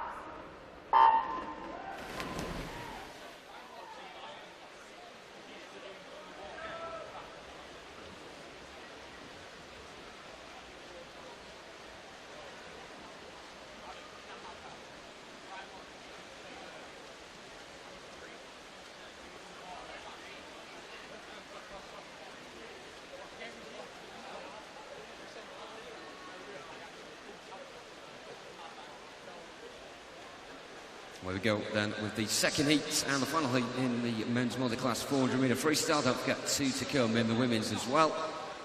And 0 this time around from Colchester is Samuel Weirty. In 1 from Harrogate is Alexander Taylor. Lane 2 from Carradon is Matthew Close. Lane 3 from Billingham, Adam Wyburn. Lane 4 representing Hastings is Callum Pearson. And 5 from Isle of Man is Benjamin Granger. And 6 from Bilston is James Brown, who's getting quite a bit of support from Olivia on Twitter as well, who wishes him the best in this race. And lane 7 from Mount Kelly is Finley Middleton. In 8 from Bournemouth Collegiate is Leo McRae. And in 9 from Mount Kelly is Alexander Hobbs. So same applies once again in this heat as the first. A bit more interesting this second one though, as there are a lot more classifications present in the S6 category. Leo McRae in lane 8. In the S7, Alexander Holtz just on his outside in lane 9. A couple in the S8 category as well. Matthew Close in 2 and Finley Middleton in 7. S9 representatives Samuel Weirty in 0 and James Brown in 6. And the 4 remaining ones are in the S10 category. Alexander Taylor in 1, Anna Wyburn in 3, Callum Pearson in 4 and Benjamin Granger in 5. So of course you'd expect those in the higher classifications with the less severe physical impairment to come in first, but of course it's all about the points, and when you do have world records more or less on the trajectory of the higher classification, the quicker the times are. It's not always the case, however. That usually is how it goes. And then you have to wait for those in the lower classifications to come in order to know who's got the most points. Coming up towards the halfway point, Callum Pearson in lane 4 of Hastings will be the first one to come in.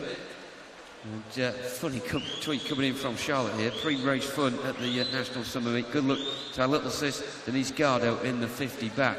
And certainly making very good use indeed of the props. All the girls getting involved. Dad looking as if he's just sat reluctantly on the deck chair with a shark biting his thigh. But fantastic entry that. Make sure you do keep those tweets coming in. Hashtag SE Swimming. Of course, we do have the social media area outside where lots of you here in venue at Ponds Forge can make good use of that and send in your entries as well. We could just do it in the stands, have a selfie, team photo, whatever you like. Get your coaches involved as well. We always like to see that, especially those on the deck chairs over on the far side. It'd be great to see them get involved as well, looking very relaxed this morning. Also, commentary getting involved, saying Sister doing it for themselves. Eva second and Anna first, both through to their 400 free finals tonight, the English Nationals. Well, those good luck messages certainly paying off there in that event. And of course, we look forward to seeing a lot of the swimmers we've seen this morning coming back tonight in the finals. Who out of these 10 will be back tonight? Could be all of them, of course, but of course, it may also be some of those from Heat 1 as well. Leading the way, still Callum Pearson of Hastings with 100 metres to go. So the battle out the S10 swimmers definitely looks as if it is Callum Pearson's to lose at this moment in time. Benjamin Granger in second. And just a little bit further behind him in lane 3 is Adam Wyburn of Billingham. As I say, they are 3 of the 4 S10 swimmers. 4 for them, Alexander Taylor of Harrogate. And looks as if you won't be able to get in the top 3, but of course about the points and also about those PBs as well for those swimmers. Alexander Taylor, 16 years old, 6:14.88 with his entry time coming into this. Always there to be improved. So coming in now is Callum Pearson into his final 20 metres. His entry time coming into this was 4:34.11. Of course, with multi-class events, swimmers seeded on speed rather than the points, but at the end of the day, it's the latter that matters the most. So Callum Pearson first in, 4:46.7, 570 points is the benchmark to beat. It will not be beaten by the 2 S10 swimmers coming in now, that is for sure. Benjamin Granger up next in lane 5 comes in on 505, and Adam Wyburn in lane 3 of Billingham, the third in on 479. So they're your top 3 at the moment. Next in, see James Brown now in lane 6 of Bilston. 5:18.88 was his entry time. He beats that as well, 5:15.19. James Brown certainly feeling good about that. 4:99, just shy of 500 points. In lane 2, Matthew Clowes now of Carradine in now on 509. That puts him into second spot at the moment. A good swim from him in the S8 category, 5:28.1. And then he can go faster as well, just outside of his entry time by around 5 seconds. Coming in lane 7, we see Finley Middleton of Mount Kelly on 432, which at the moment puts him in 6th position. Of course, it will all change as we see swimmers coming in. Now, next in will be Alexander Taylor of Harrogate in lane 1. As 10 swimmers, we mentioned he will not beat those other 3 in that quartet of S10 swimmers. But what can he do in terms of his PB, which was 6:14.88? It will be outside of that, but not by much. Couple of seconds Wait for the confirmation of his points on the scoreboard. 252. It's 429 for Leo McRae, which is not bad going at all for the Bournemouth collegiate swimmer. So at the moment, Callum Pearson in front on 570.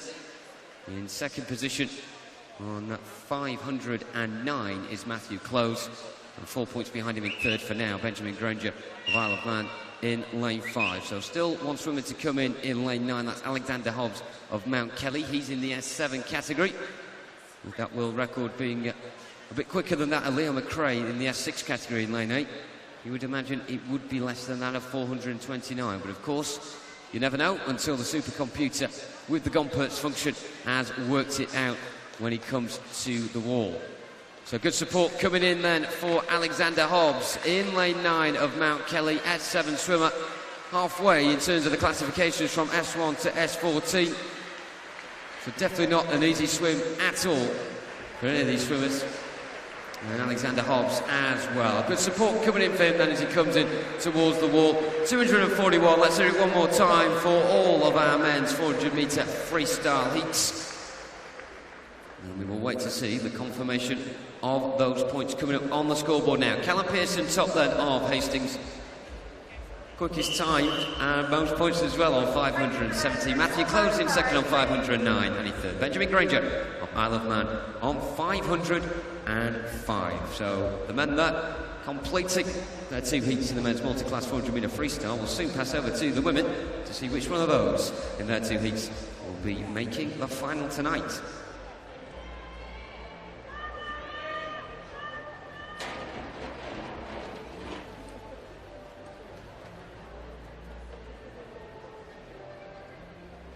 And the baton is now handed over to the women in the multi-class 400 metre freestyle, heat 1.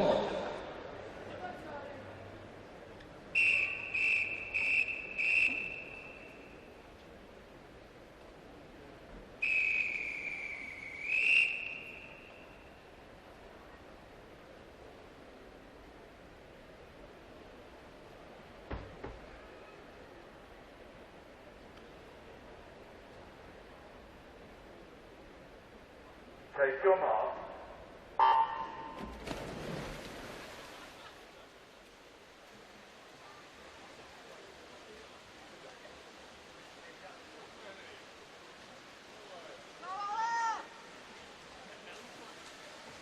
Again, 2 heats coming up in this event, and again, quite an interesting selection of classifications in this one as well. Spanning this time from S6 up to S13 in the pool. In lane 1 from Camden Swiss Cottage is Charlotte Hyde. In 2 from Cockermouth is Ella Cooper Holmes, those 2 in the S7 category. In lane 3 from Mount Kelly is Olivia May Cameron, who's an S8 swimmer. 1 S13 swimmer in the pool. In lane 4 from Wickham District, that's Katie Crowhurst. Lanes 5, 6 and 7, they are your trio of S10 swimmers. In 5, Drew Stables of Cockermouth. In 6, Shrewsbury's Portia Jones. And in 7, Leicester Penguins' Isabel Dean. And in lane 8, in the S6 category, from Littlehampton, is Georgia Howell.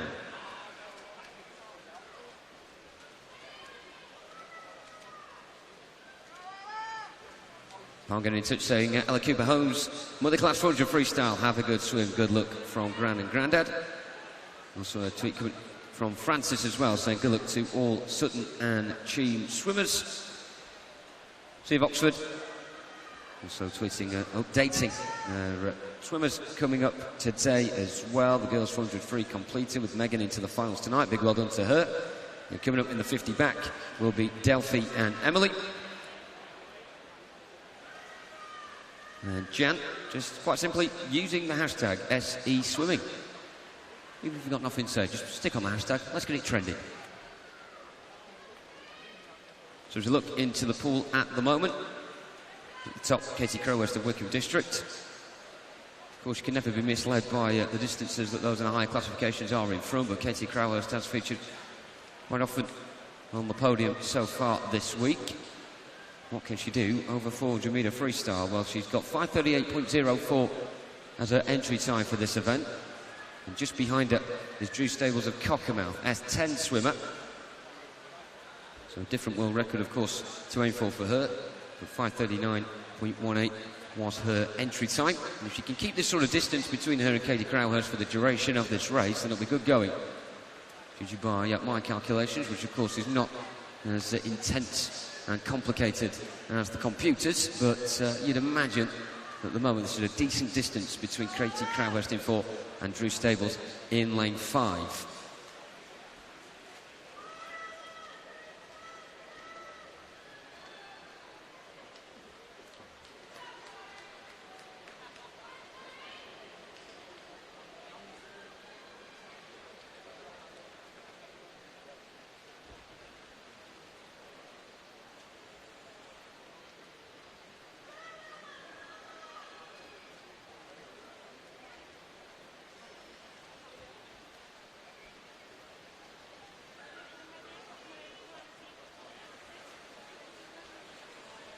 So we look at the S10 battle, because that's the one with the most swimmers involved in it. Drew Stables out in front in lane 5, Portia Jones in lane 6, and currently tailgating out of that trio is Isabel Dean in lane 7. Also interesting between the two S7 swimmers as well, with Ella Cooper-Holmes joining Olivia May Cameron in lane 3 instead, and leaving Charlotte Hyde behind, who's in lane 1. So it'll be fascinating to see what sort of times and points we're going to get from this heat. So it really is anybody's guess. Coming down the centre, Katie Crowhurst of Wickham District. She will be soon embarking on her final 100.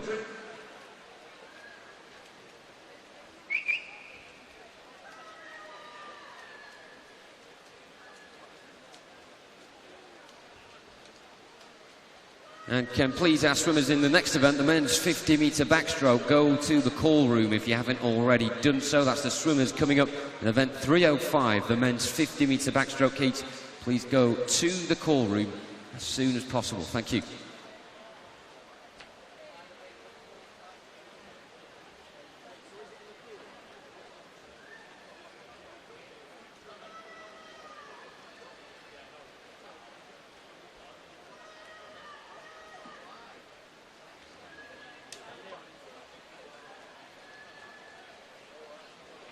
Go now on the final 50. Katie Crowhurst in front in lane 4, as we suspected she would be, as she's in the highest category. Of course, all about the points, and she knows that as well. Always difficult for the swimmers when they are in a category by themselves. They've got a lot of water around them. She'll see a lot of swimmers come the opposite direction. With 20 minutes to go, she's just got to keep her head down and make sure she gets enough points to set a very competitive benchmark that no one else in this heat or in the heat afterwards will be able to beat, so that she'll be that best seed going into the final. So a strong last few strokes from her sees her get 531.01, which is 482 multi-class points. The next one in will be Drew Stables in lane 5 from Cockermouth. 539.18 was her entry time. She'll be outside of that, but 484, look at that, just squeezing in front of Katie Crowhurst by 2 points. Very close indeed, and that is the margins in multi-class swimming. Maybe a gap of 12 seconds, almost 13 seconds between the two of them, but 3 age categories does mean that the world records are very different indeed, and the points, 2 points. Unbelievable. Portia Jones in next, 413.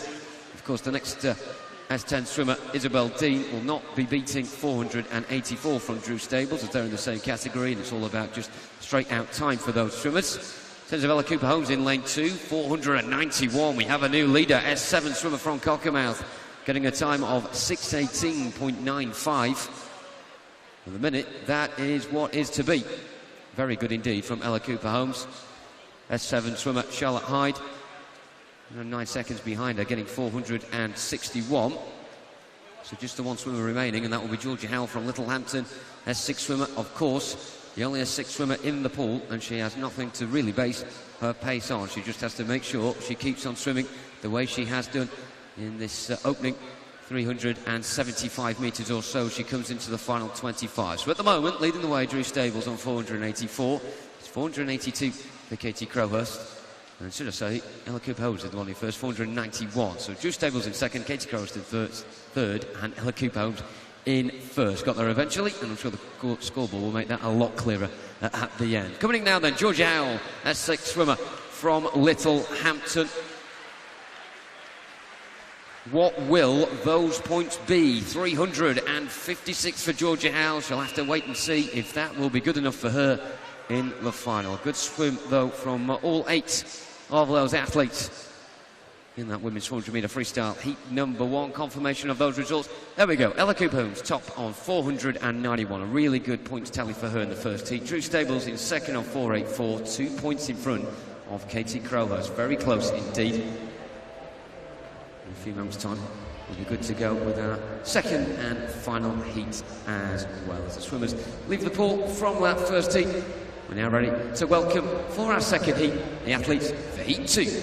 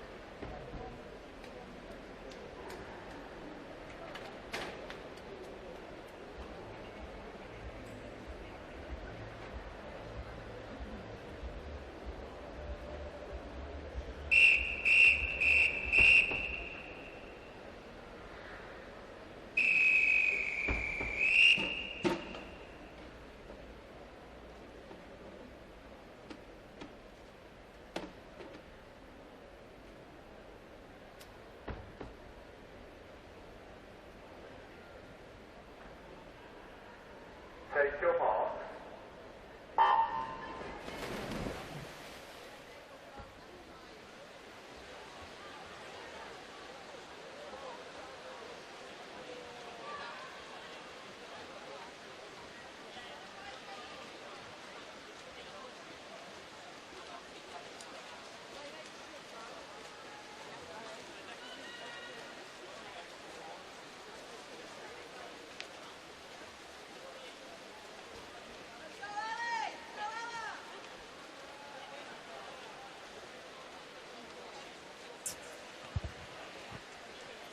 Heat number 2 then of the women's multi-class 400 freestyle underway.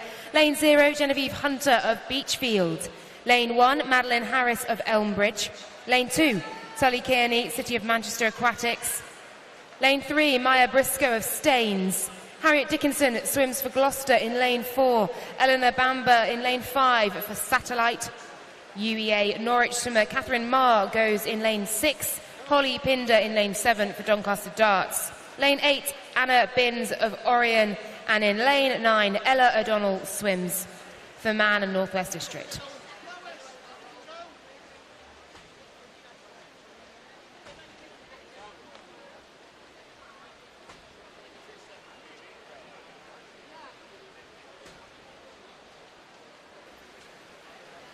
So we have 2 S7 swimmers in this race. Tully Kearney in lane 2. Ella O'Donnell in lane number 9. They'll be keeping an eye on each other. Genevieve Hunter, the 1 S8 swimmer, up in lane 0. 3 S9 swimmers, Madeline Harris, Maya Briscoe and Holly Pinder. 2 S10 swimmers in the centre of the pool, Harriet Dickinson and Eleanor Bamber. And then Anna Binns, an S12 swimmer, and Catherine Marr, S13, so a variety of categories in the pool. All going for the maximum number of points they can accrue with the times they set here today.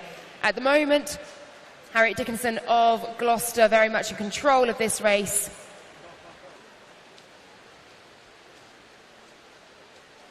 Tully Kearney, City of Manchester Aquatics, up there as well. Eleanor Bamber also trying to stick with the pace set by Harriet Dickinson. Of course, they are both S10 swimmers. These 3 out in front at the moment.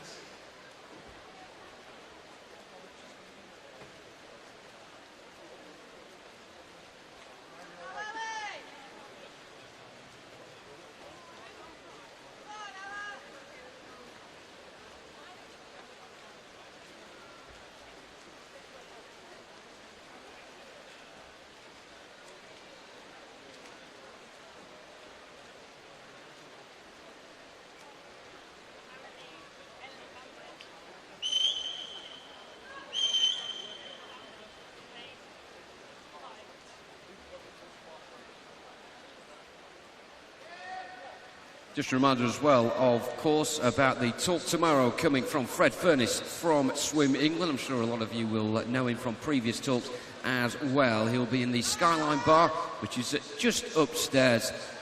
That will be tomorrow, 12:45 to 1:45. It's a first-come, first-served basis. Do make sure you're there. The talk is providing information about the talent pathway that will be delivered within the 2017 and 2021 cycle. And it's open for parents and guardians of those swimmers between aged 13 and 14. So do make sure, if that does include you as a parent or a guardian, you do make sure you're there tomorrow, 12:45 to 1:45 in the Skyline Bar for that talk with Fred Furness from Swim England.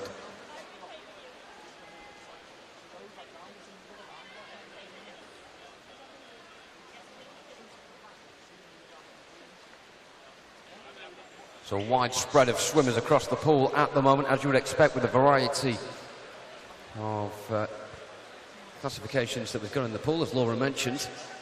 And it does make it so interesting to see, because you really do not know until the last person touches in, especially when you've got so many different categories, as to who is going to take the heat. And also with these multi-class swimmers, they may know what sort of times the swimmers have got, but they really don't know what points they're swimming at. So it really is an incentive to just give it the best shot. Harriet Dickinson doing that in 4, ahead of Eleanor Bamber in 5. Both in the same category. Also there as well in lane 2 is Tully Kearney of City of Manchester Aquatics, which is a really good swim if you consider she's in the S7 category and well up alongside S10 swimmer Eleanor Bamber, and not a million miles away either from Harriet Dickinson. But it will be Gloucester swimmer in lane 4 who will come in first now as she comes into the final throws of this second and final heat, coming into the wall with a time of 5:32.27. That's 536 classification points. And I think going to get second, is Tully Kearney, and I think she'll get more points as well. She does. Look at that, 675 for Tully Kearney of City of Manchester Aquatics. And just to give you an idea, 600 points is more or less the sort of boundary you need in order to get into qualification for events such as the British Nationals. So that is wonderful stuff from Tully Kearney of City of Manchester Aquatics on 6.75. Still in second on 5.36 is Harriet Dickinson. 490 points for Eleanor Bamber in lane 5. It's 390 for Maya Briscoe in 3. And 373 for Catherine Mara of UEA Norwich, who gets just over 6 minutes there with 60.58. In next then, Holly Pender of Doncaster Darts in the S9 category. She'll get less than 390 scored by Maya Briscoe. It's 310 for Holly Pender. So that doesn't really affect the standings at the top too much in that heat. Of course, clarification will come from the timing suite as to who out of the 2 heats has managed to amass enough points in order to get to the finals. And with those heats being seeded on time, it really could be anyone from either of the 2 heats. Coming in now, Madeline Harris in lane 1 from Elmbridge, S9 swimmer. She'll get less than 310, but 253 is not bad going at all. What can Anna Binns produce in lane 8? That's 281 for the Orion swimmer. Just showing, of course, that not necessarily the higher the category is, the quicker the times are, because S9 and S12 very similar together indeed in the end. And in lane 0, Genevieve Hunter of Beachfield, S8 swimmer, will get a total of 253.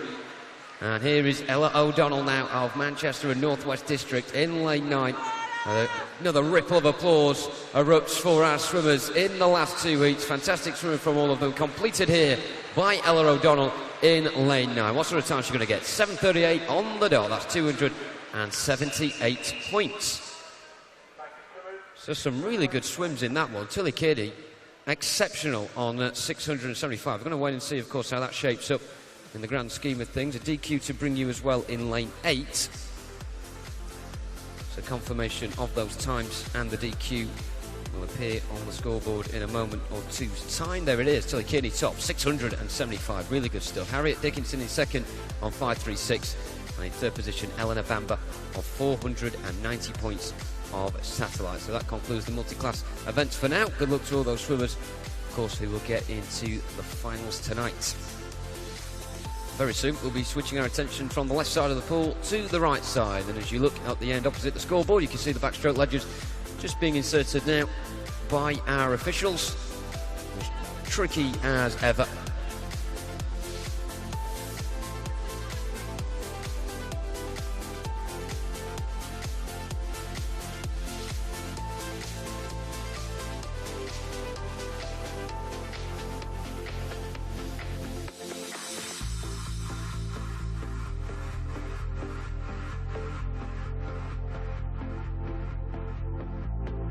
So there'll be 8 heats to come in the men's 50-metre backstroke event.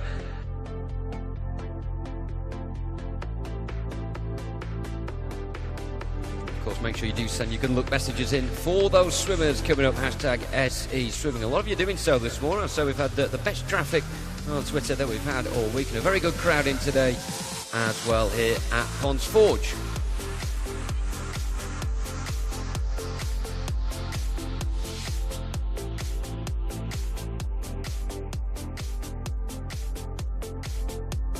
Team Bath saying congratulations to Alice, who makes the final of the 400 metre free tonight, which will be her last race in both championships. Hashtag this girl can. A big well done to Alice. Louise saying good luck Holly Pinder in the Multiclass 400 free, of course, just gone by as well. She says so proud of you. And also Alia saying Drew smashing it in the Multiclass 400 free, and of course we saw some wonderful Multiclass swims as well in that last couple of events.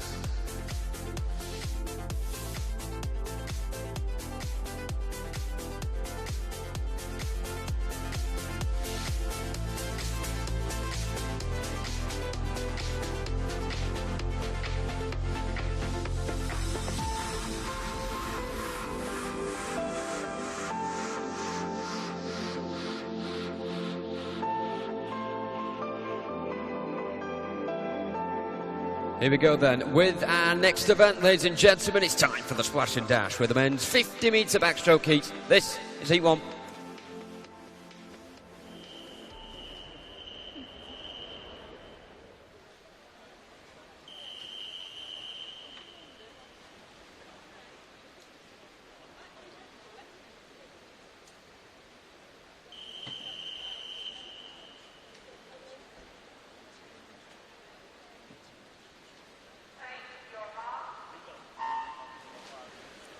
Heat number 1 underway then in lane 3, Charlie King, City of St Albans.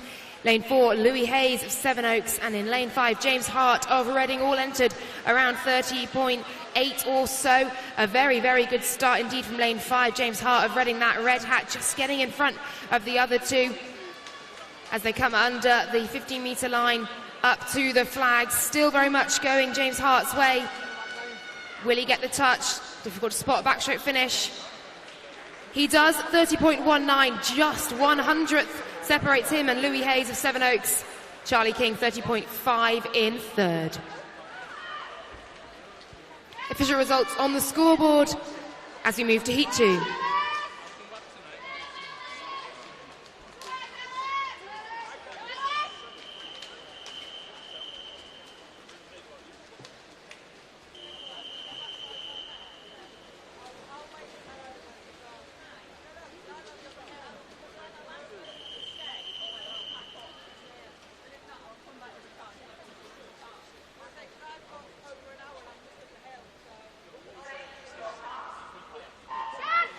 Heat number 2, lane 0, Toby Stewart, lane 1, Joseph Giles, lane 2, Ellis Cloworth, lane 3, Charlie Barker, lane 4, Mitchell Cartledge, lane 5, Connor Gillingham, lane 6, Daniel Day, lane 7, Luke Ibbison, and lane 8, Maxwell George.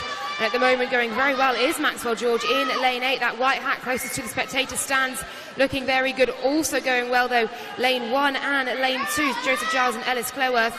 And it's all going to be about who gets the touch here. Joseph Giles looking strong with that blue hat. But it is Maxwell George, a strong start, and he finishes well as well. 30.02. Joseph Giles, 30.12, just 1/10 behind Daniel Day and Ellis Cleworth, tied for third on 30.29. The official results on the scoreboard, and we move to Heat 3.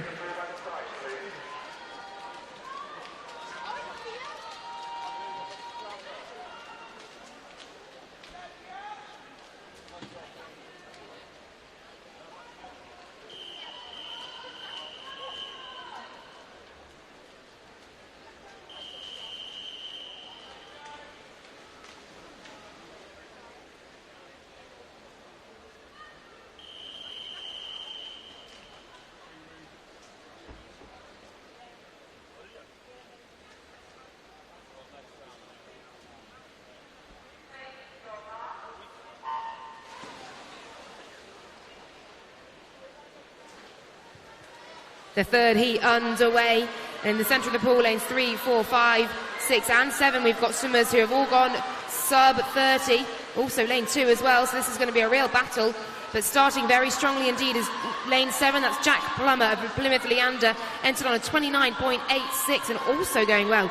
Lane 1, Joe Overton 2. With the sprints, you never quite know where the winner's going to come from.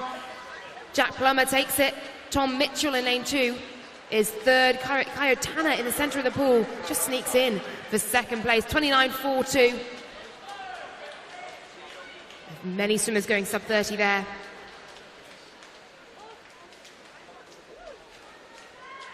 We'll wait for the official results.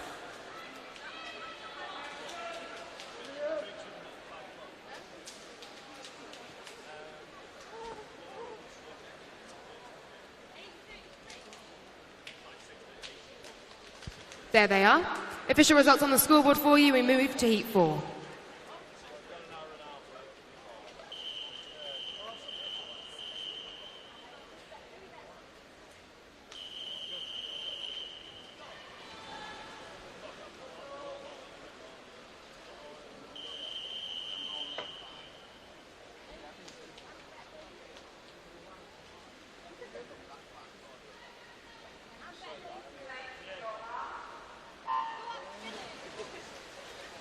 Heat 4 of 8 cleanly underway, and all 10 swimmers in the pool right now have all swum at sub 30 before, and all 10 in the 15-year age group as well, so this will be a real drag race, an absolute bun fight.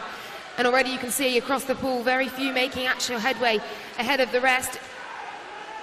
One straight line, this could be a blanket finish here. Lane 0 looking good at the moment, also lane 1 as well as they come into the wall. It is Louis Chiron, though, who takes it in the centre, 28.83. Vinnie Maxwell takes second, 28.90 from lane 3, and third goes to Liam Brennan, 28.95.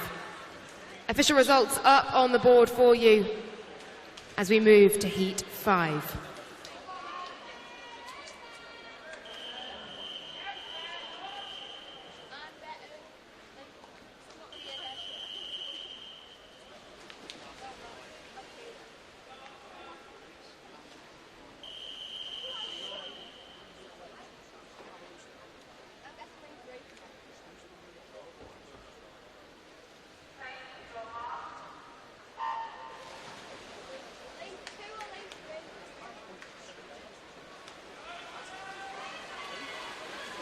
Heat number 5, and Ted Grundy down in lane 0, making the most of the 15 metres allowed underwater.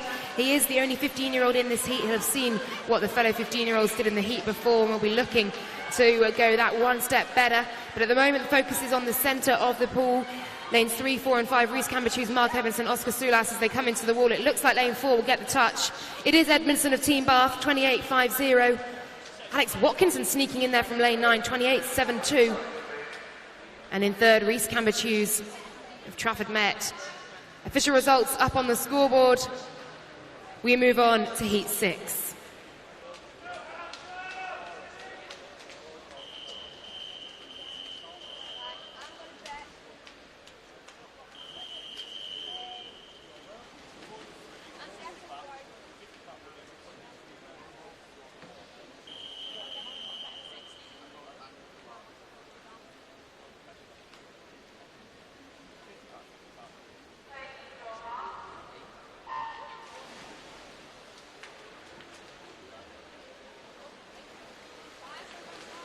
Samuel Peace, Marcus Tyson, Jacob Wass and Sam Phippen in the centre of the pool, all swimming sub 28 on paper here. And at the moment it is that golden hat of Marcus Tyson in the middle of Hailsham, 27.65 his entry time. Also going well in lane 2, Callum Richards as well, 28.04. He'll be hoping to dip under that marker as they hit the wall. 27.50 for Marcus Tyson, Callum Richards 27.63 in second, Daniel Clark 27.65 in third. The official results up now on the scoreboard as we move to the penultimate heat, heat number 7.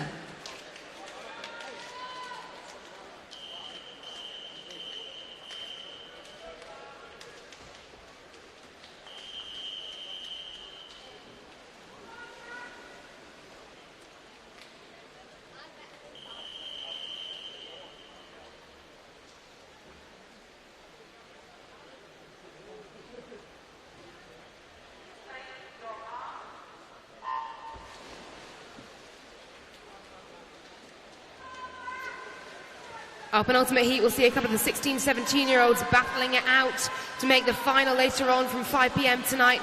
And a very fast start indeed from lane 7. That's Daniel Savage of Northampton. Also going well in the lime green shorts in the centre. Callum Greenwood, United Bristol. Those two the ones to beat at the moment. And it looks as though lane 7 Savage will take this. On the touch, he gets it. 27.05, 27.16 for Callum Greenwood in the centre of the pool. In second, Nathan Wells of Loughborough University, 27.71 in third. The official results up on the board as we move to the final heat, heat number 8.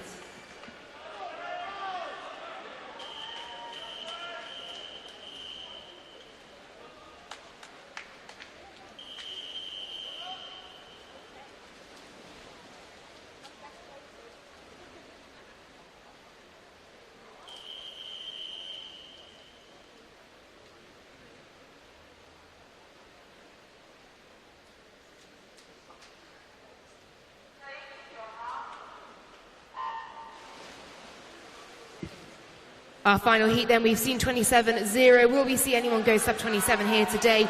Thomas Garden, James Edmonds, Charlie Pullen all in on 27.7, 27.4, 27.66. Tom Gambard on 27.882.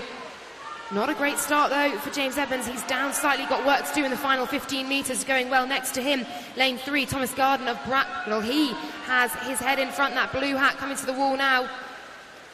He gets the touch. James Edmonds, a fantastic finish to come in the top 3 there.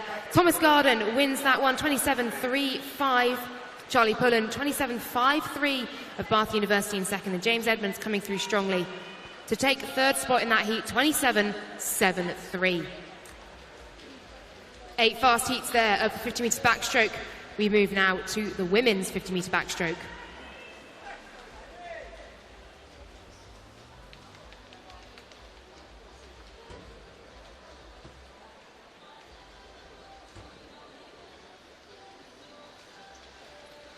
And so after the 50 metre backstroke for women, we have the multiclass 50 backstroke, just one heat of each. We've also got the men's and women's 200 metre individual medley too. Keep your tweets coming in, hashtag SE Swimming. Lots of good luck messages pouring in for our swimmers, and very pleased to see so many hitting PBs and getting medals here, or indeed qualifying for the finals later tonight as well.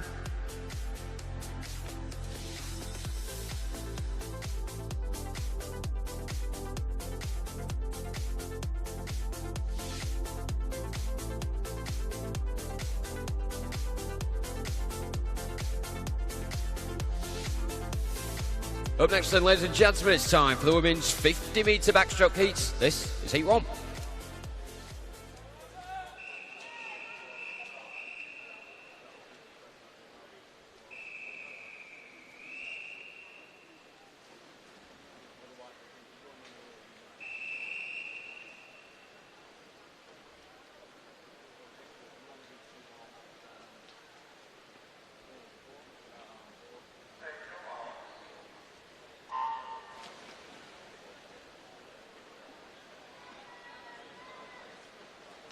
So just the 4 lanes in use here in this first heat. 9 to come in total, just one more than the men's. In lane 3 from Plymouth Leander is Isabel Bryant. In 4 from Millfield is Maddie Calsbert-Sharp. Lane 5 from Chesterfield is Amber Downham. And in 6 from Lowestoft is Imogen Block. And we come towards the back end then of this heat. Lane 5, Amber Downham of Chesterfield, the one to beat all these swimmers in the 12-13 year category. And Amber Downham coming out on top, 31.64. Second spot is Imogen Block, almost a second behind. And in third position is Maddie Calsbert-Sharp, with Isabel Bryant touching in 4th, 2/10 of a second behind. Confirmation of heat 1 on the screen now. Let's move on to heat 2.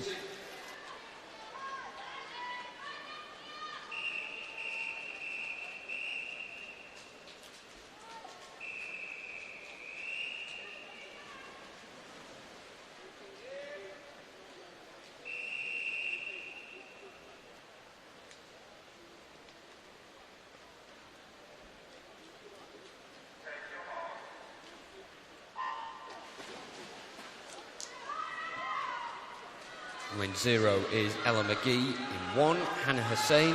In 2 is Nubia Adjei. In 3, Taylor Williams. In 4, Alexia Jackson. Delphine Little is in 5. In 6, Oriana Noel. In lane 7, Amber Ranson. In 8, Megan Annis. And Bella Hodges is in lane number 9. Very close indeed at this moment in time. Megan Annis in lane 8 of Worcester. Just edging ahead as we come to the final stage of this heat. Lane 0, Ellen McGee's going along as well. And look at that, 31.46. She gets there first. Ahead of Megan Annis in lane 8 by 100th of a second. In third position is Delphine Little of City of Oxford down the centre in lane 5. So the two outside lanes there doing a great job. 0 and 8. Ellen McGee first, Megan Annis second, Delphine Little in third. Confirmation on the scoreboard as ever. Let's go to heat 3.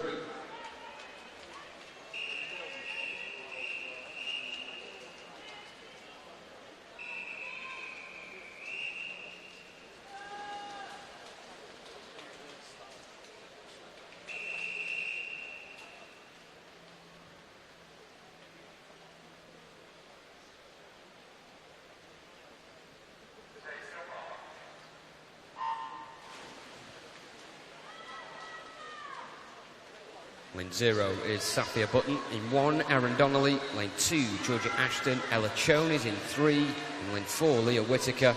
In 5, Rose Compton. In 6, Sadie Lucas. In 7, Caitlin Ebbage. In 8, Isabel Renwick. And in 9, Kate Baxter. Of course, all these heats seeded in terms of entry time, so a vast majority of these heats will see the younger age groups fade out as we go on and the older ones come into place. There's a real mix at this point, and Leah Whitaker, the one taking it, 31.15. She's in the lowest category of 12 to 13-year-old, and she beats those older than her to the wall as well. Second spot, Isabel Renwick of Millfield, and in third position next to her in lane 7 is Caitlin Ebbage of Tonbridge. Confirmation of those up on your scoreboard now. Up next, heat 4.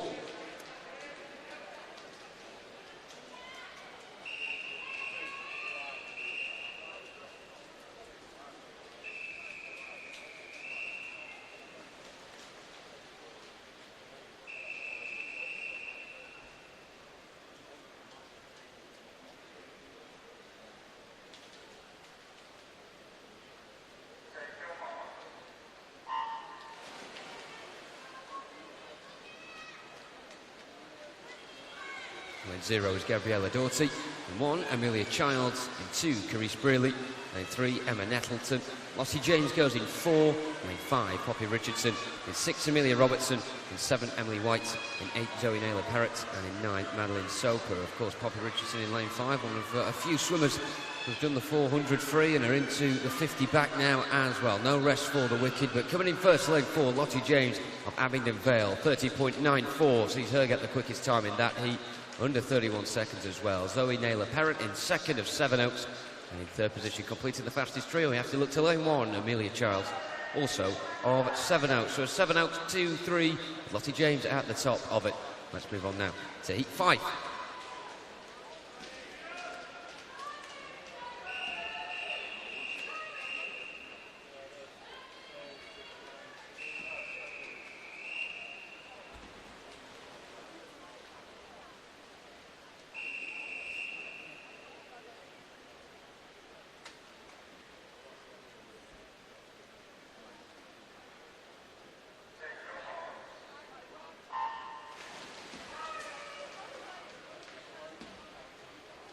Almost at the halfway point in these heats. Reminder, 9 in total. In lane 0 is Julia Murphy. 1, Anna Marley. In 2, Charlotte Wynne-Jones. Lane 3 is Ellie Foster. Eve Lumen is in 4. In 5 is Lily David. In 6, Claire Burrell. Eve Wright goes in 7. In 8, Harley Hudson. And in 9, Alexandra Livingston. Very close indeed, this one, of course, as you'd expect, but some of them have been a bit more obvious than others. This one's going to go right down to the wall, particularly lane 3, 1 and 5. Getting there first is Ellie Foster in lane 3 of Hastings.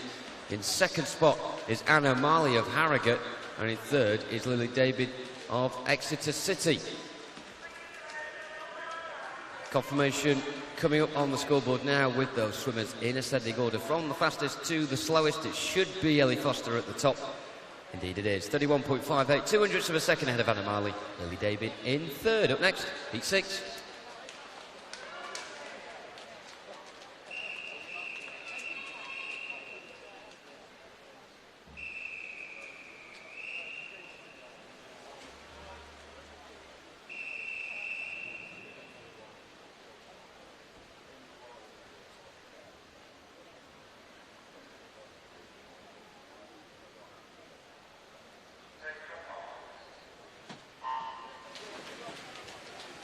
Heat 6 cleanly underway. Lane 0, Jasmine Moore. Lane 1, Sophie Hart. Lane 2, Abigail Sinclair. Lane 3, Eleanor Fess. Lane 4, Denise Gardo. Lane 5, Lara Richmond. Lane 6, Megan King. Lane 7, Holly Pearson. Lane 8, Abigail Shorthouse. And Lane 9, Maya Curlew. And at the moment it is Lane 8, Abigail Shorthouse, who's just creeping ahead. Also going well in Lane 4 is Denise Gardo. Those two at the moment, but it's looking very tight. Coming into the wall, still eyes on Lane 8 and Lane 4. Also Lane 1. Abigail Shorthouse, she was second. Denise Gardo took it from the centre lane. Shorthouse second. Eleanor Fess took third. Sophie Hart fourth. 31.17, fastest time there. 31.35 in lane 8. And 31.42 for third. We'll just await, as ever, the official results to come up on the scoreboard.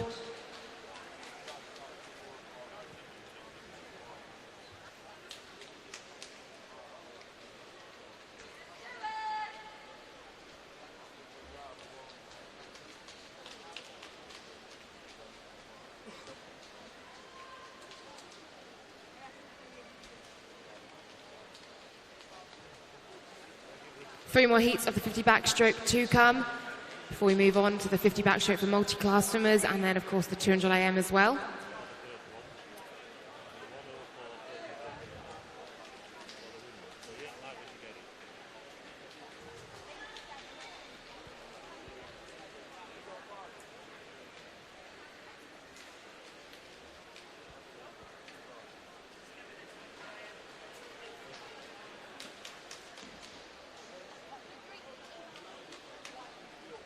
Confirmation up on the scoreboard now. As that happens, can we please have those taking part in the 200 IM, please, to come to the call room as soon as possible, please. Those in the 200 IM to go to the call room as soon as possible. Thank you.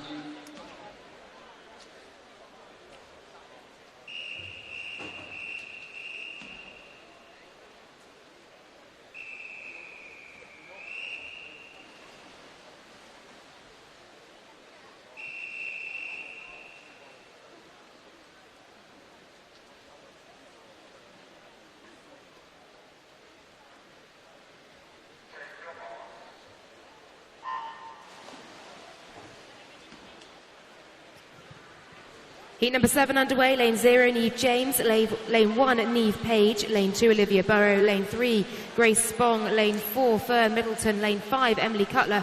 Lane 6, Phoebe Downs. Lane 7, Kiara Usher. Lane 8, Megan Dean. And lane 9, Constance Farmer.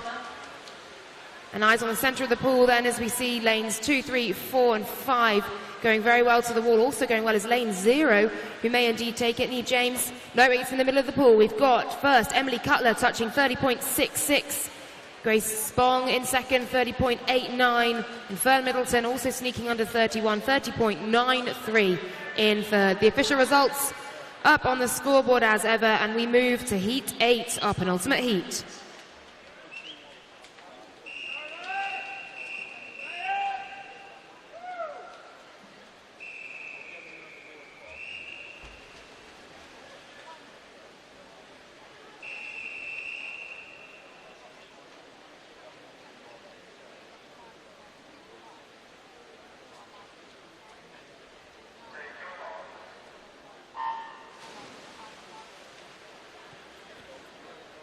Nice and clean from the start. Josie Precious White in 0, Lydia Smith in 1, Charlotte O'Leary in 2, Kiara Standing in 3, Georgina Grattan in 4, Holly Shepherd in 5, Aliyah Mai Webb in 6, Maya Dunleavy 7, Victoria Gannant 8, Georgia Harvey in lane number 9.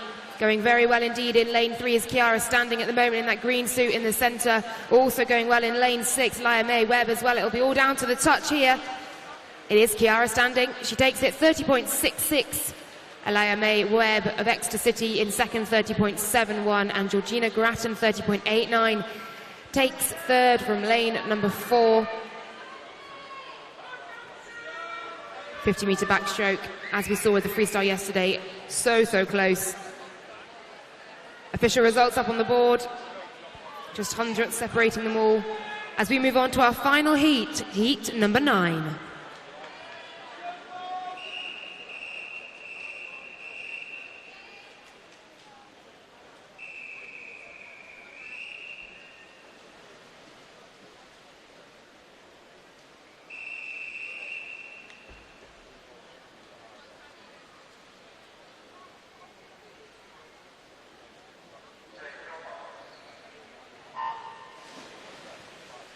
Our final heat then underway. Misty Marshall Welling in lane 0, Josie Carroll in lane 1, Emily Ford lane 2, Pavan Mawar in lane 3, Jane Brown lane 4, lane 5, Maria Jones lane 6, Lara Charlton lane 7, Robin Moon lane 8, Grace Wiley lane 9, Macy Lawrence, centre of the pool lane 4, our fastest on entry, Jane Brown 30.82, and she is currently leading the way, and she has some distance over the others. Lane 3 coming through very strongly as well, Pavan Mawar. It'll be on the touch here.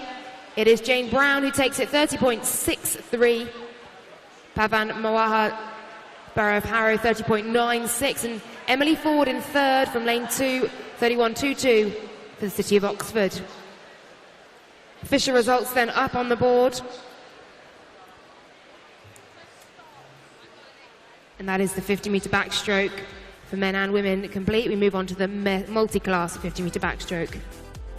So that, of course, coming up in a few moments' time. I think we're just having a quick change of referees down on Paul's side. For now, though, we can have a quick breather and look at the hashtag SE Swimming. A lot of you have been talking in the last few moments or so. Gillian, cracking picture once again of a lot of girls getting involved. I think there's a lad there as well with the props outside.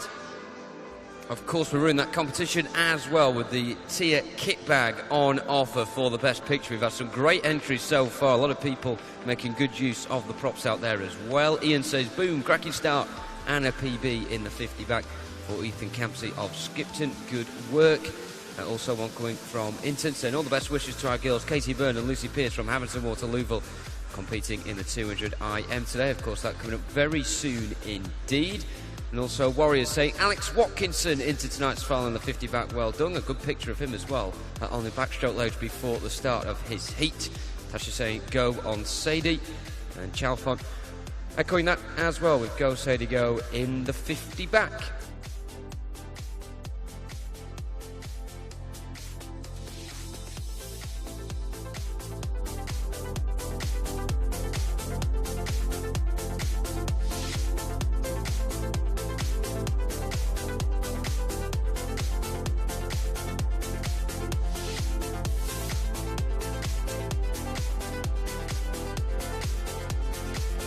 Also, Sam saying a big good luck to Ben as well in the 50-metre multi-class coming up very soon. And ladies and gentlemen, we are all definitely going to get behind it. That event coming up very soon indeed.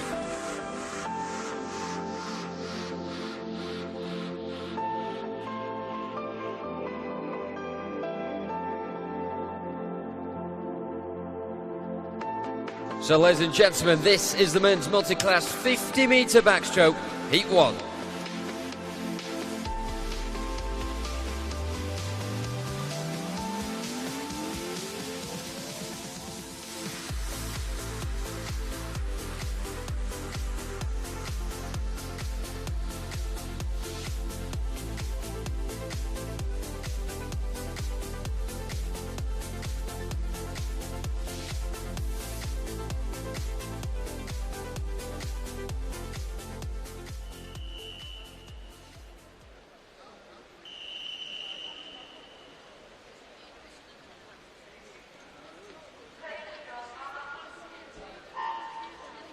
So Ponds Forge, Benjamin Shoebridge in lane 4, S4 swimmer, 11 years old. Get behind him, Ponds Forge.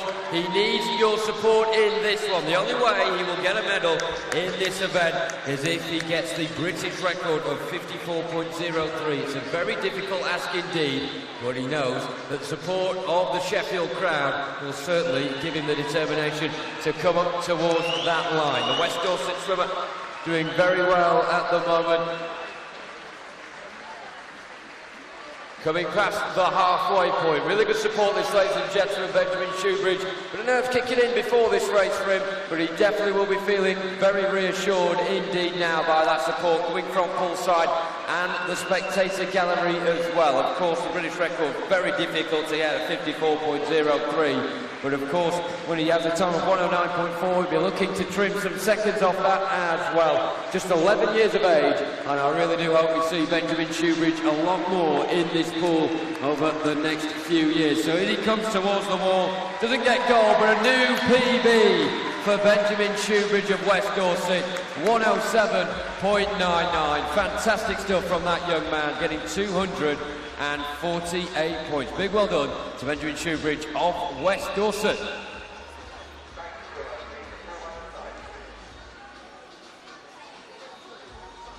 So as he leaves the pool now, ladies and gentlemen, let's hear it one more time for Benjamin Shoebridge.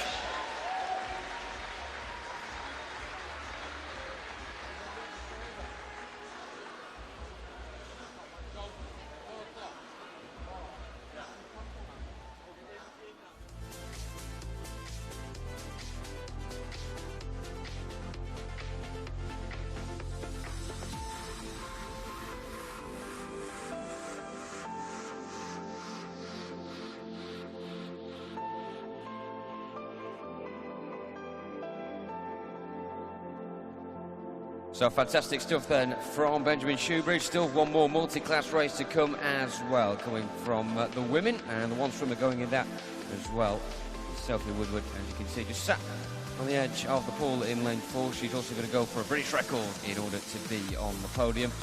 Lots of messages coming in, great tweet, lots of go bends as well, which is fantastic from that last race. Hopefully we'll see the same volume of support coming up for our next swimmer in the next event.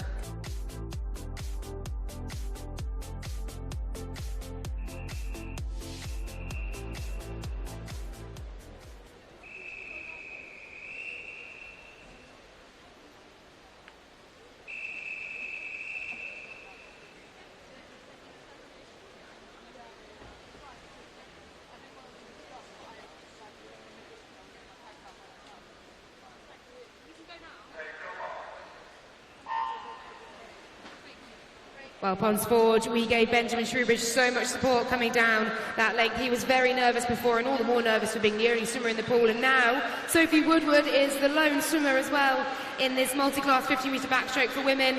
So come on, let's get behind her here. Her entry time of 1:13.58. The time she needs to get, 1:04.36 for a medal. That would indeed cut a lot of time off her entry time here, but you never know, she may be able to do this. Going very well at the moment, coming through the 25-metre mark. Keep this applause going for this swimmer. It's fantastic to see the multi-class athletes fully integrated into the National Summer Meet here. Come on, Sophie, all the way into the wall, past 15 metres. Don't forget that time, 1:04.36. Tiring ever so slightly, she's got to muster all the strength she's got now to get to that wall. She may just miss out here, I'm afraid, but it looks like she will certainly beat her entry time of 1:13.58. Here she goes then into the wall. 1:13.53 by 500, so that's a PB nonetheless. Sophie Woodward, congratulations to you. Let's give it up for the 50-metre backstroke.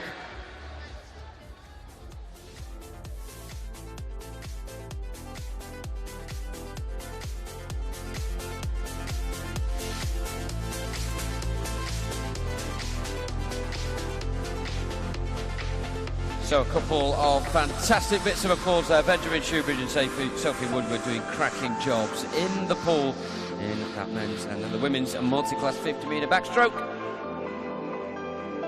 No medals, unfortunately for them, but both managing to shave a lot of time off of their entry. Swimmers currently on the edge of the pool, back at the scoreboard end. Certainly hoping that they can be back in this pool later tonight as well in the final of the men's 200-metre individual medley. Those heats coming up very soon indeed. Make sure you keep sending your messages of support, whether you're supporting those swimmers in venue here in Ponds Forge or you are watching on the live stream. That hashtag hasn't changed, SE Swimming.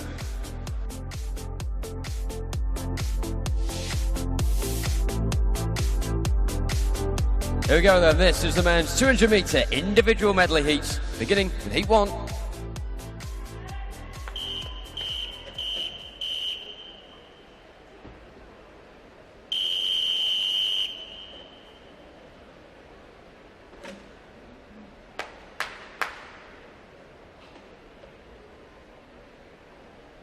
Take your marks.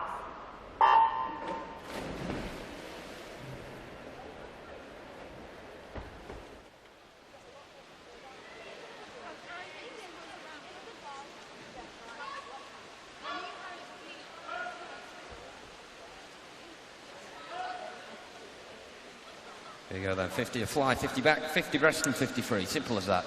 Maybe not for the swimmers actually doing it in the pool. In lane 2 in heat 1 is St Felix's Finn Jeffrey. In lane 3 from Sedgefield, Niall Coulthard. In lane 4 from City of Liverpool is Ellis Cleworth. James Bartley of City of Leicester goes in 5. In 6 from Team Bath is Jaden Wordley. And in 7 from St Felix is Chester Leeming. 8 heats coming up in this event.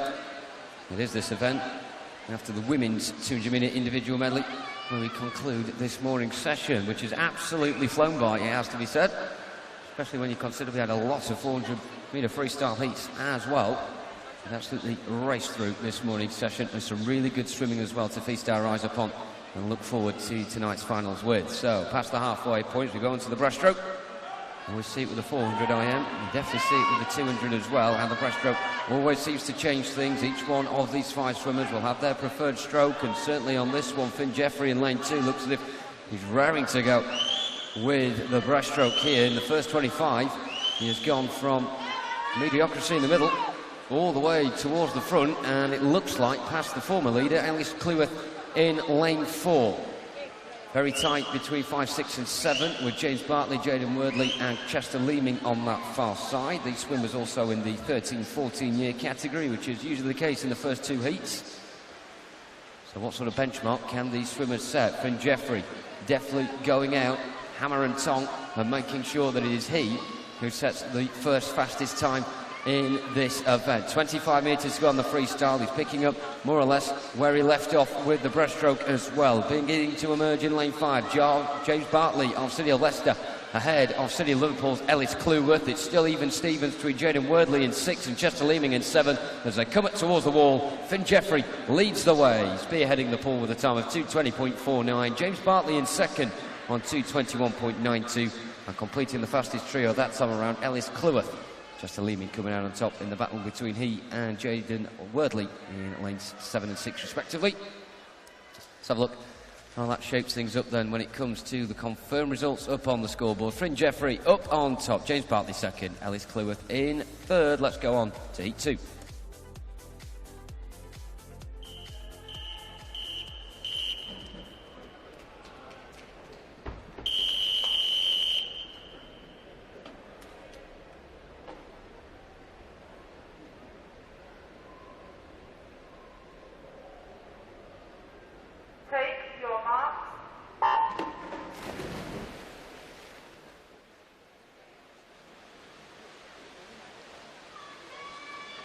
All lanes occupied in heat number 2. Then in lane 0 from Ellesmere College Titans, it's Alex Rosso-Barnett. In 1 from Shivers, Elijah Kendrick. 2 from City of Southampton, Elwyn Lee Mitchell. And 3 from Devonshire Excel, Jacob Whittle. Thomas Beamer of Stratford Sharks goes in 4. In 5 from Wickham District, Christopher Sims. Henry Rideout of Swindon Dolphins goes in 6. In 7 from City of Milton Keynes is Joshua Press. Lane 8 from Millfield is Calvin Fry. And going in 9 from Lincoln Vulcans is Ethan Grace Richards. Good support coming as ever from those of a Swindon Dolphin persuasion on Twitter. Megan getting in touch saying good luck to Henry Rideout in the 200 IM. And also Swindon Dolphin official account saying that Henry going in lane 6 now. Let's get behind him. Hashtag Team Dolphin. Of course, a long way to go in this one, but he's after the first 100. Lagging behind a little bit of the front pack, which has been led by, again, it's lane 2 that's doing well. This time, Elwyn Lee Mitchell. And on the far side as well, lane 9, Ethan Grace Richards of Lincoln Vulcans. A couple of these swimmers featured yesterday in the 1500s. Doesn't look like fatigue is really setting in for any of them so far, because no one's lagging behind. The front 10 all bunching up together. And of course, you can just see the interchange of places when the breaststroke starts. Things immediately begin to move, and the picture begins to change somewhat.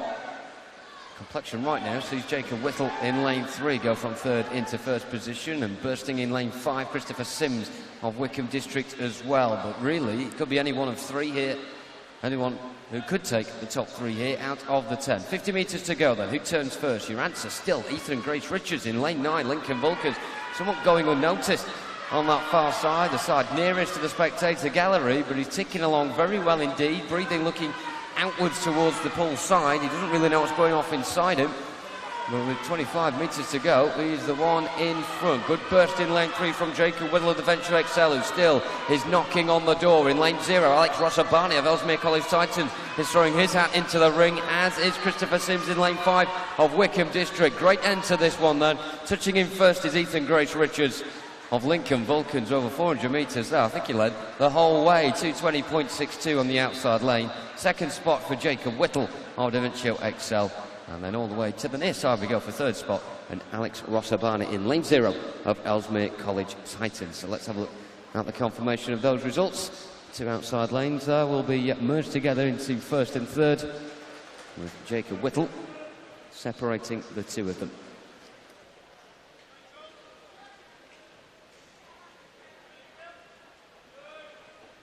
And there we have it, Ethan Greach Richards on top, Jacob Whittle second, and Alex Rossabani in third position. Let's move on now to heat 3.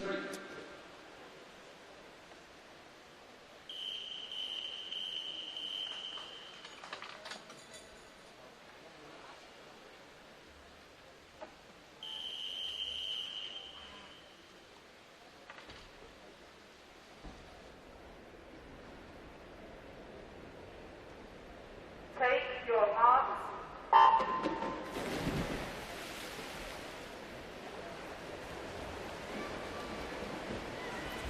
Heat 3 of 8 then underway. All the swimmers breaking out before that 15-metre mark, and some breaking out before the others. It's interesting to see how these swimmers take the start in the underwater section. Some much stronger than others preferring to pop up a bit sooner and get their stroke going.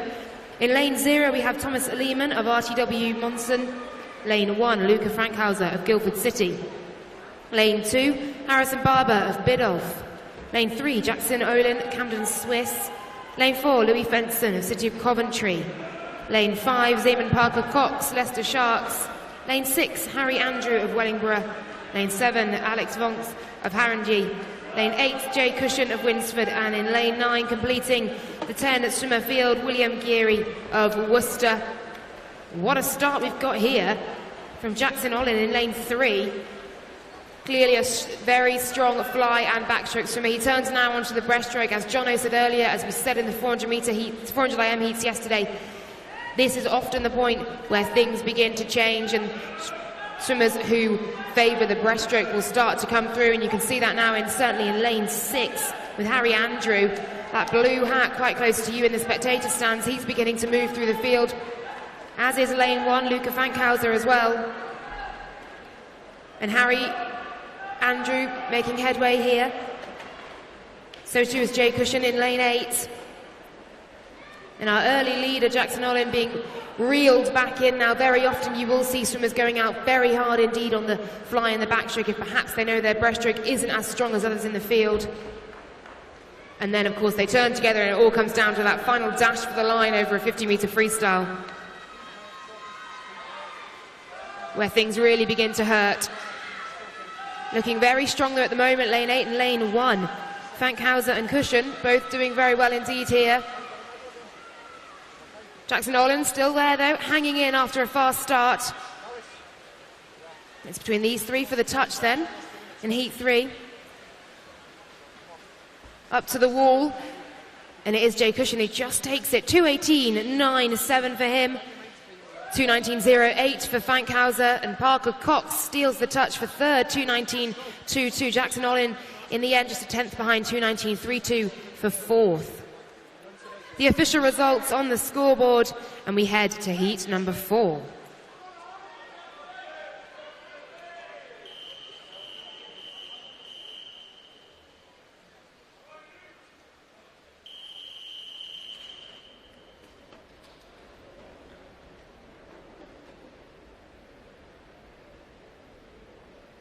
Take your marks.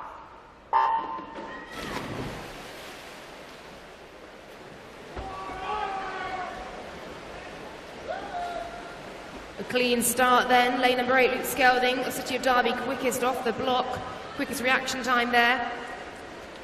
Lane 0, Sam Perkins swimming for Team Ipswich. In lane 1, Lewis Moore of Daben. Lane 2, Benjamin Foster, Stockport Metro. Lane 3, Aaron Beckford of Derwent Lane 4, Toby Arnold swims for Da Vinci Excel. Lane 5, Robert Whittaker for Barnstable. Lane 6, Jackson O'Rourke for Northampton. Timothy LaBelle of Beckenham swimming in lane 7. Luke Skelding, City of Derby in lane 8. And Jamie Owen going for Amersham in lane 9. 15 and 16-year-olds swimming in this heat. They'll be keeping an eye on what the 15-year-olds in the heat before did. And at the moment, going out very strongly indeed is Aaron Beckford of Derwent side. He will touch first after the backstroke and on to the breaststroke.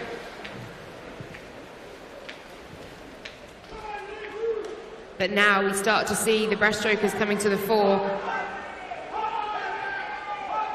And certainly I think a 200 individual medley, indeed certainly a 400 individual medley, can be won and lost on the breaststroke leg. That crucial third 50 in any 200 metre, but in a 200 IM, where it all comes down to then the freestyle, the breaststroke is a real game changer.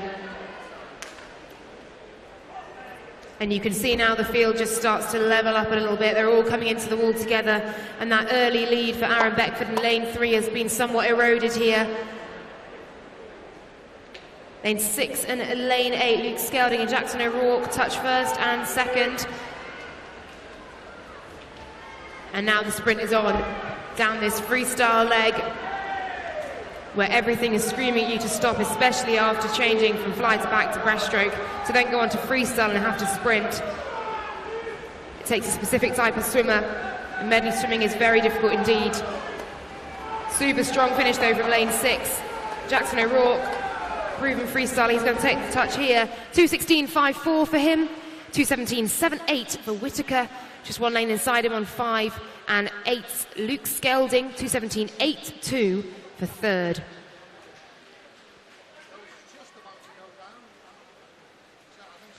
The official results confirmed, as always, on the scoreboard as we move on to heat number 5.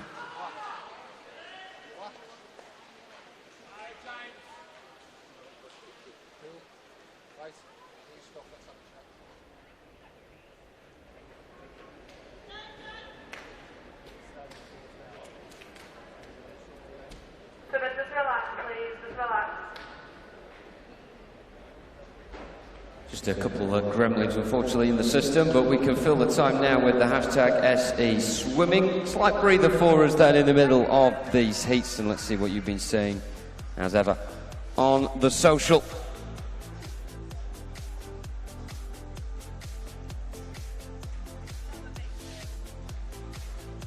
Prescott, should I say, so well done to Daniel Clark, making the 50 back final. Medallion also saying half a second PB from Jack in the heat. He's 8th into the final this evening, and well done to him. Also, tweets coming in from Harpenden earlier on regarding the old 50 back. It was about Claire saying 32.4, just off a PB, but a confident first swim from her, and she'll be back tomorrow with the 100 metres as well. And Charlotte there saying, what the hell, my sister is ranked first going into a national final. Well, whoever Charlotte's sister is, it sounds like your sister had all the faith in you in the world. The hashtag nervous already. I'm sure there's a lot of parents, friends and guardians in the spectator stands and watching on the live stream as well that could certainly concur with that.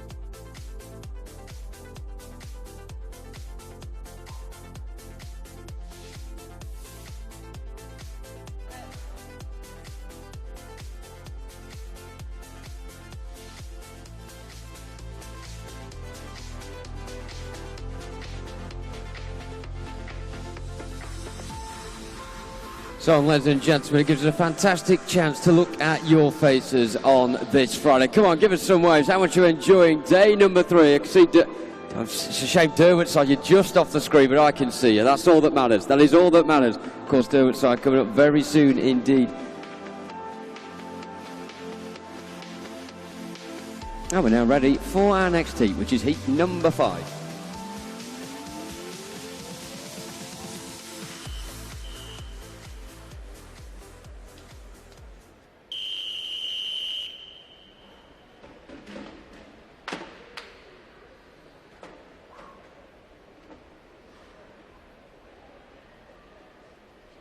Take your mark.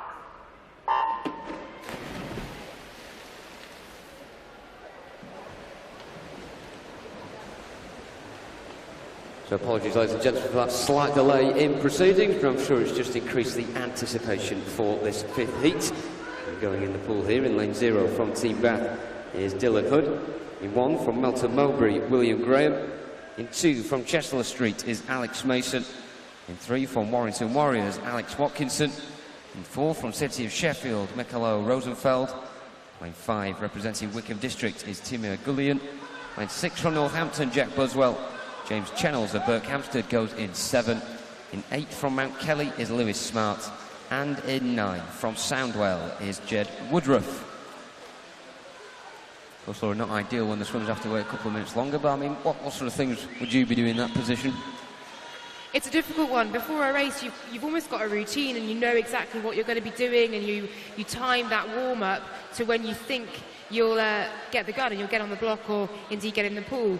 And so it's always difficult when there's that sudden delay and you're kind of torn between, do I keep swinging my arms about, slapping my muscles about, or do you sit down and just take a few deep breaths and relax? It again depends on the swimmer and what they like to do. My inclination was always to get that little bit more hyped up, but my coach often said to me, just sit down, big breaths, and just focus, because that's an uncontrollable and you've got to get it out of your head. Yeah, maybe something that these swimmers may not have had before. Some of them may have had it a lot, but it's certainly an experience worth having, even though it is unfortunate. But at the moment, lane 8 not letting him phase in one bit. Lewis Smart of Mount Kelly, who's looking very good as he goes on to his final set of 50 now. In second spot, lane 3, Alex Watkinson. Dylan Hood in lane 0 as well of Team Bath is right up there in contention, up alongside Alex Mason in 2. William Graham just on the periphery as well in lane 1. So a good dash for home this with 25 metres to go, but leading the way quite clearly now, Lewis Smart in lane 8. All these swimmers in the 16-year category is a straight shootout between all 10 of them, a few in that category to come after as well. So Lewis Smart will set the new benchmark for them, 2:13.35. Second spot, who will it be? Alex Watkinson of Warrington Warriors on 2:15.86, and Dylan Hood of Team Bath touches in to complete the fastest trio, just 0.06 of a second behind second at the time of 2:15.92. All 10 swimmers touching into the wall there then in heat number 5. And let's have a look how it shapes up at the conclusion of it. Lewis Smart top, Alex Watkinson second, Dylan Hood in third. Up next, heat 6.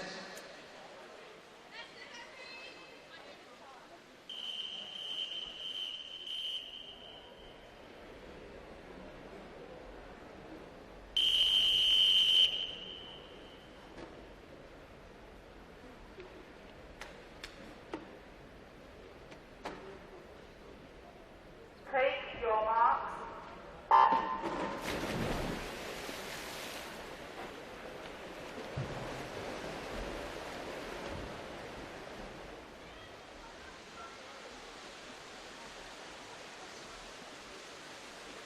In lane 0 from City of Bristol is Zachary Derrick. In 1 from Mount Kelly, Henry Dixon. Lane 2 representing Cockermouth is Connor Joyce. James Slade of London Aquatics goes in 3. In 4 from Wrekin College is William Slawson. In 5 from City of Manchester Aquatics, Matthew Evans. Alongside him is teammate Robert Cowley in 6. In 7 from Thanet Swim is Max Jameson. Miles Turner of West Suffolk goes in 8. And in 9 from City of Milton Keynes is Miles Drabwell. Quite a relaxed start on the first 100 from a lot of the swimmers. Coming up towards the halfway point. Lane 7, Max Jameson, the one marginally out in front in the white cap. Inside lanes though, let's see James Slade in 3, up in second spot. Also up there as well is Matthew Evans in lane 5. It's not been a good set of 50 though for Robert Cowley, who's gone from 2nd down to 10th there. So he'll be looking to claw some of that back now on the breaststroke, and immediately he does. Look at that in lane 6. Wasting no time at all there, Robert Cowley. Of course, each swim will have their strength, they'll have their own weakness as well in terms of the individual medley, but it does even itself out towards the end as to who is the best over the 4 strokes, 50 metres of each. And Robert Cowley's propelled himself from the foot of the standings all the way to the tip of it now, alongside Max Jameson in lane 7. So the turn phone is going to be very interesting indeed between these middle 5 lanes, really, with 50 metres to go, all more or less turning simultaneously. Robert Cowley now in 1st. What about that for a 50? Up there as well. James Slade in 3, going in 3rd. Max Jameson in 7. William Slauson and Matthew Evans in 4 and 5. Also in contention. Really difficult to tell with the naked eye here who just about is in front. A lot of these swimmers in the centre are seniors. The one exception is lane 7, Max Jameson, who's in the 17 years category. But still, it's good for him to pit his wits against those older than him. Touching in 1st will be one of those seniors. William Slauson is the man, 2:10.12. In 2nd, Robert Cowley on 2:10.38. Tremendous last 100 from him. And in 3rd position, Matthew Evans, his City of Manchester Aquatics teammate, touching in on 2:10.71. So Manchester 2-3, spearheaded by Wrekin College and William Slauson. Confirmation of Heat 6 there. Let's go to our penultimate heat now, Heat 7.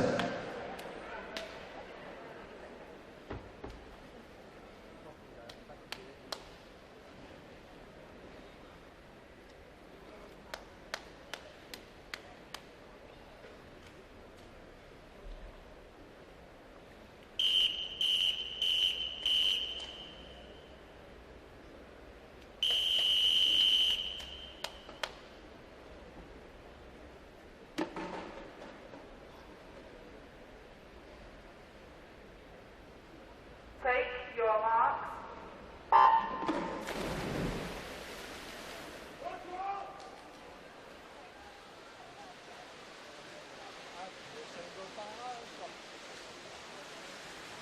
Penultimate heat underway then, and we've got no lane 5 swimming in this one. Lane 0, Samuel Peck of Mount Kelly. Lane 1, Augustus Vesey of Basildon. Lane 2, Aaron Flynn of Wellingborough. Lane 3, Liam White, Exeter City. Yaron Gerber goes in lane 4, our fastest qualifier in this heat. Barnett Copsall, 2:09.53 for him. No lane 5, as I said. Lane 6, Henri Chiron of Hastings. Joel O'Halloran of Derwent Side in lane 7. Lane 8, Christy Moon of Chelsea and Westminster. And Taylor Bowen swims in lane 9 for West Suffolk. Super strong start from Liam White then, that green hat of Exeter City. Well and truly out in front. Clear water on his nearest rival, which will come from 4 or 1.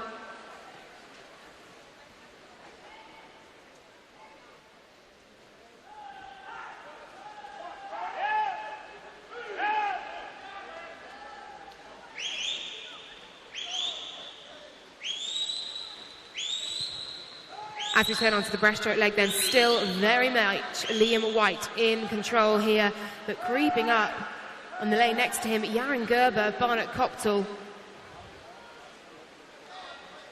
Indeed, he may just be overhauling the lead that Liam White set after the fly and backstroke legs of this individual medley. He does now. Gerber takes control, 1:36.5 at the wall. Joel O'Halloran of Derwent Side in 7. Coming through 3rd for the touch there. So those 3 at the wall with 50 metres to go, and now it's all about the 50-metre dash to the line. Yaron Gerber looking very comfortable indeed. I think he's holding a little something back there, hoping to qualify for the final later, of course. He takes that win, 2:08.57. Liam White, a good start for him and a strong finish as well, 2:10.12 for 2nd. O'Halloran of Derwent Side, 2:10.58 from lane 7, takes 3rd.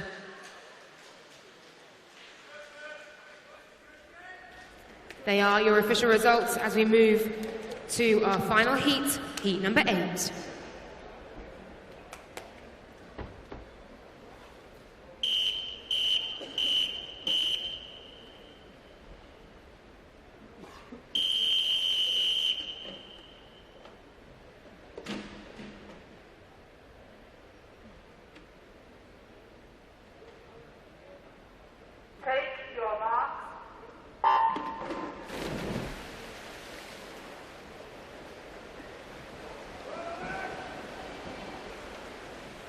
Cleanly away then for our final heat of the men's 200 individual medley. Jack O'Brien, City of Manchester Aquatics, getting the fastest start in lane number 6.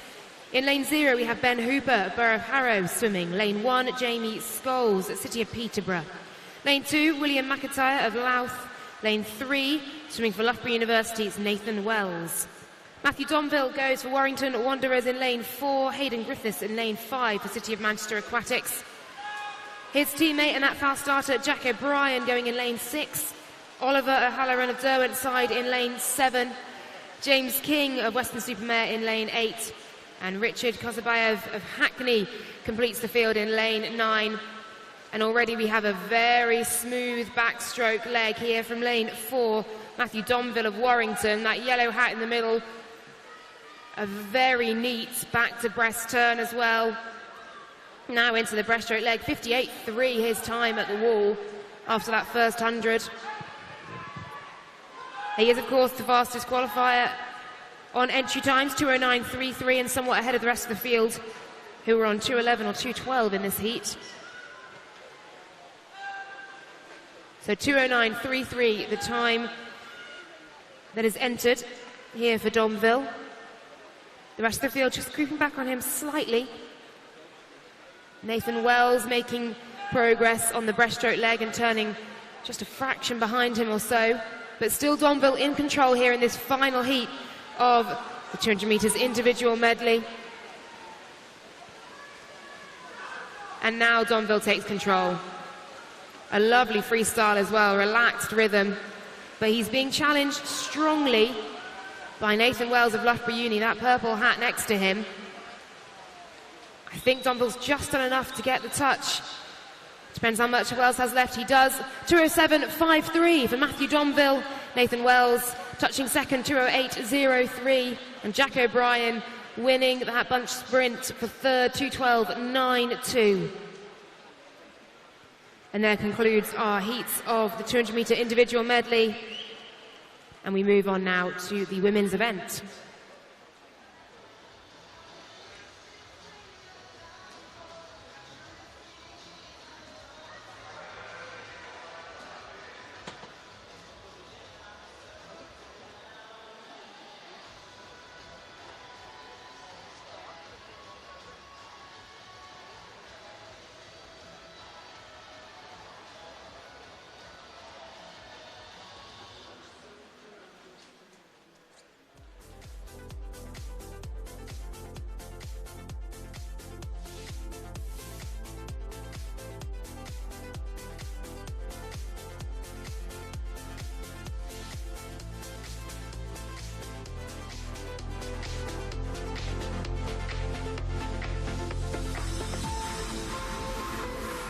Still one more event to come then, ladies and gentlemen. Make sure you do not go anywhere. Logistical way. We've got the women's 200 metre individual medley coming up very soon. Once again, there'll be 8 heats of that to decide who will be in our 5 finals tonight. So make sure you stick around for the event coming up very soon indeed.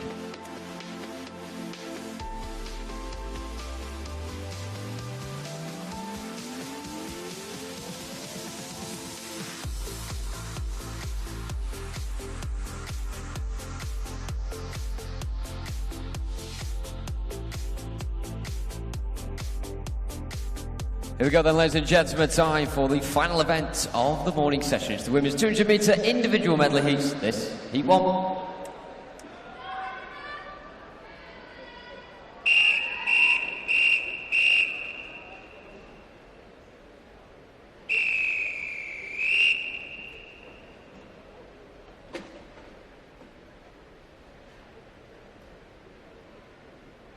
Take your mark.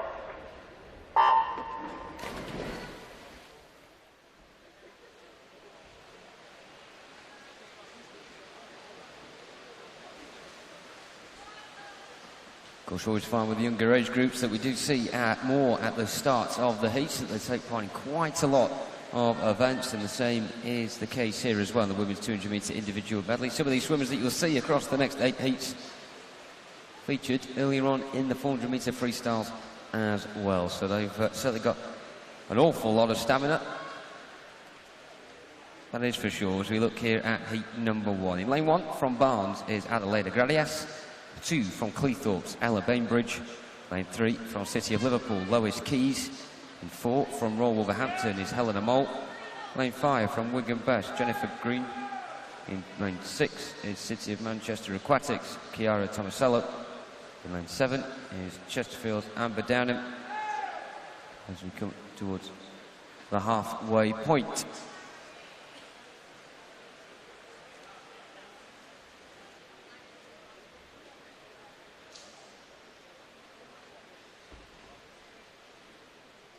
Currently leading the way then, lane 7, Amber Downham of Chesterfield. Inward curve at the minute, pretty much present with the rest of the pool as well, with those who are perhaps the favourites waiting for the final 100 here. More favourite stroke of the breaststroke and then the freestyle in order to strike. That is certainly the case, it has to be said, in lane 5. Jennifer Green of Wigan Best beginning to bunch up a bit. Up alongside Chiara Tomasello of City Manchester Aquatics in lane 6, but still at the front is Amber Downham in lane 7 of Chesterfield as we now approach the final 50 metres. A large majority of the pool here in a straight line. 5 swimmers in 1, 2, 3, 5 and 6. But Amber Downham in lane 7 is the one who currently leads. Split time there of 1:55.05. She qualified for this event with a time of 2:32.24, and she looks well on the road to defeating that. 25 metres to go for her. Also coming to that point now in lane 2 is Ella Bainbridge of Cleethorpes, who is springing from the back of the pack alongside Lois Keys of City Liverpool. I can hear getting quite a bit of support as well from those from the northwest. She's beginning to bomb through up alongside Jennifer Green in lane 5. We're up at the front, Amber Downham of Chesterfield in lane 7. She'll touch in first with 2:29.79 being the winning time in that first heat.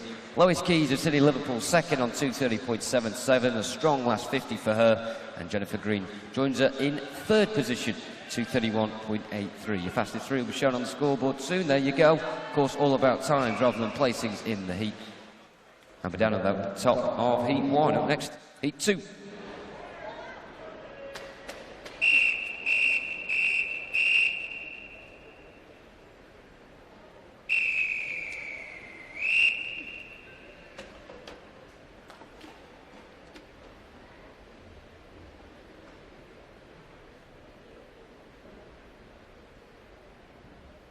Take your mark.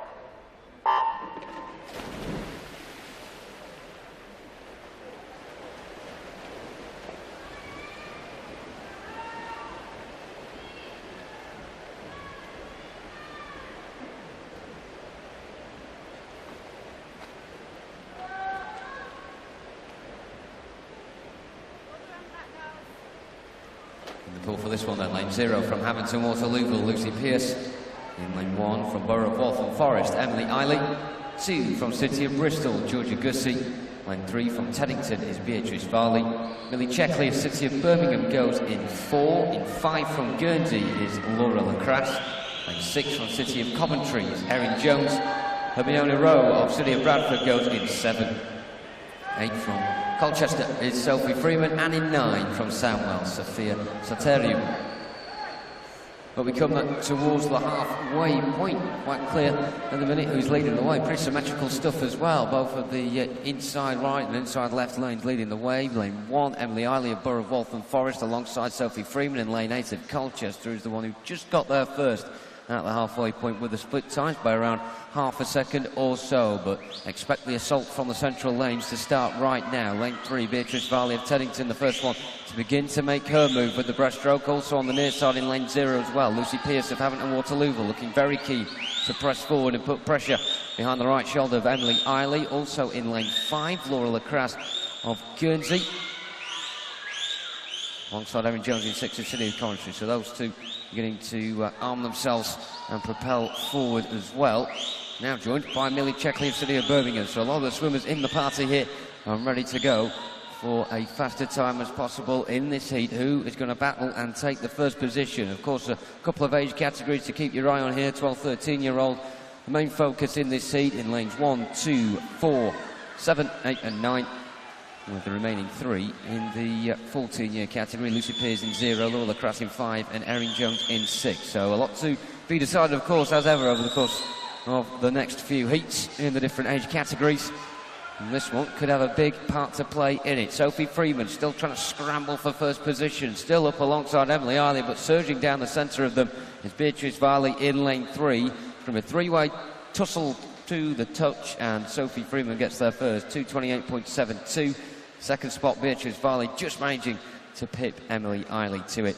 The Borough of Waltham Forest swimmer has to settle for third. Let's have a look at the confirmation then for heat number 2 as we reach the quarter mark of this final event of the morning session. Sophie Freeman top, Beatrice Varley second, Emily Eiley in third. Up next, heat 3.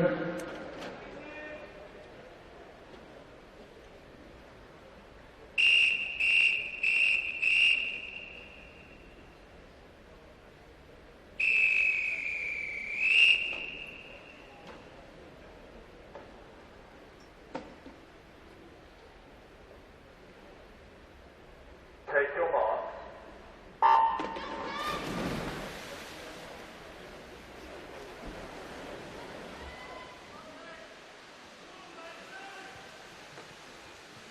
A clean start then on heat number 3 as we run through the 10 swimmers in the pool. Lane 0, Chloe Hurst, Borough of Kirklees. Holly Steer goes with Dinnerton in lane 1. Elizabeth Woodcock of Preston swims in lane 2. Lane 3, Millie Glossop of the City of Sheffield on home water here. Lane 4, Ella Hale, West Suffolk. Lane 5, Maisie Thornton of Hailsham. Megan Vingo swims in lane 6. Catherine Russell in lane 7 for City of Leeds. Caitlin Cagallan of Chase goes in lane 8, and in lane 9, Emma Nettleton of Newquay. Variety of ages then in this heat. We've got Emma Nettleton, the 13-year-old.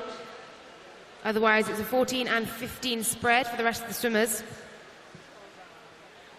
Fastest time from the previous heat, 2:28.72. So the 13-year-olds will be looking at that to try and beat it. And some of these 14 and 15-year-olds will be looking to make the next mark and set the new standard as we progress through these heats of the 200-metre individual medley. Catherine Russell with the best start for City of Leeds. She turns 1:08.3 at the wall. Over there in lane 7, closest to you in the spectator stands. Coming through nicely though, Megan Vingo on the breaststroke leg. Lovely smooth stroke.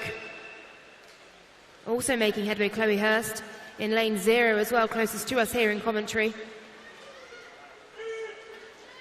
Still out in front though, and going very well indeed. Clearly a versatile swimmer, Catherine Russell.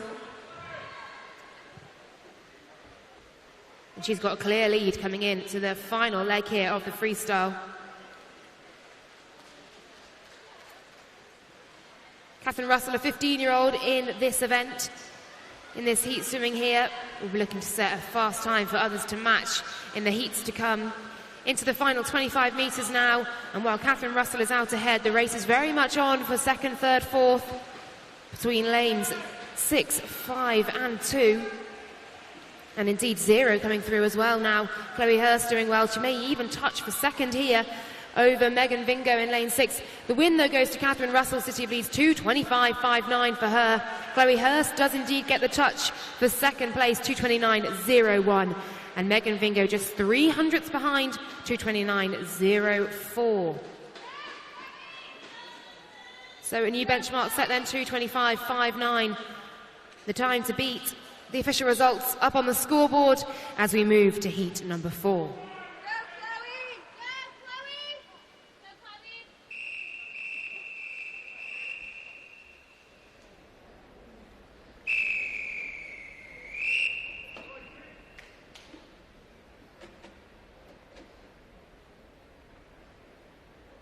Take your mark.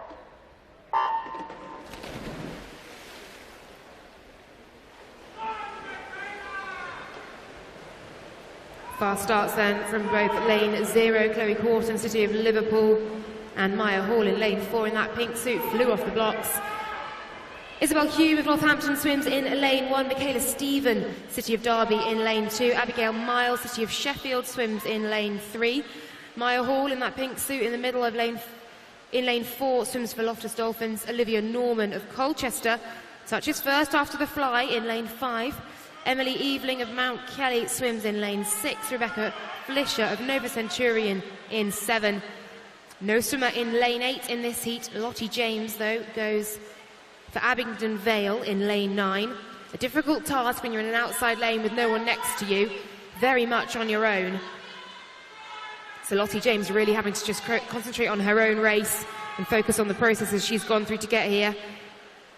Olivia Norman then with the faster start, and indeed she is out there in front now. Closely followed by Corton, City of Liverpool, who's coming through very nicely on this backstroke leg. As I said, swimmers who may have to compensate for a slightly weaker breaststroke will really push it on the fly and the back to ensure they have a lead they can try and maintain into the freestyle leg and indeed into the finish. And it's clear who the stronger breaststrokers are as we look down and see Michaela Stevens, City of Derby. Of course, City of Derby home to the one and only Adam Peaty and coach Mel Marshall as well. Also coming through very nicely indeed is Maya Hall in lane 4, Loftus Dolphins. These two now have overhauled that early lead Olivia Norman had. And touching in first is Maya Hall, closely followed by Michaela Stevens. Two very strong breaststrokers indeed. We saw them in action yesterday in the 200. And so Isabel Hume, Maya Hall, Michaela Stevens, Maya Hall, Olivia Norman, then the three to watch here as they storm down the final 15 metres or so to the wall. And it looks like Olivia Norman's just got back control on this freestyle leg, and she's just inching ahead now of Maya Hall on the left of her. And it is Norman who gets the touch. 2:26.13, 2:26.95 for Maya Hall, 2:28.13 for Michaela Stevens. Not quite as fast as the heat before. Super good swimming though, and a tough race indeed from these girls. Official results up on the board, and we move on to heat number 5.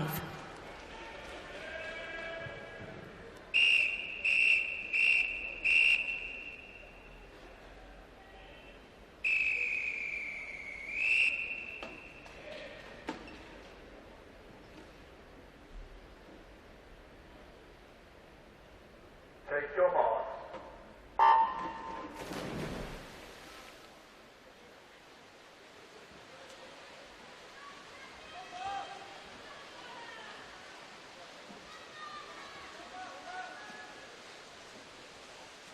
Over the halfway point then in these women's 200-metre individual medley heats. In the pool this time around, lane 0 from Modernian is Tia Wilson. In 1 from T. Luton is Kellen Wormsley. In 2 from Warrington Warriors, Martha Hurst. In 3 from Ellesmere College Titan, Sophie Nurgreen. In 4 from Wrekin College, Zara Leilu. Lane 5 from Doncaster Darts, Chantel Wall. In 6 from Borough of Waltham Forest is Jasmine Eiley. Lane 7 from Southampton Dolphins, Kate Baxter. Isabel Renwick of Millfield goes in 8, and in 9 from City of Leicester is Chloe Baxter.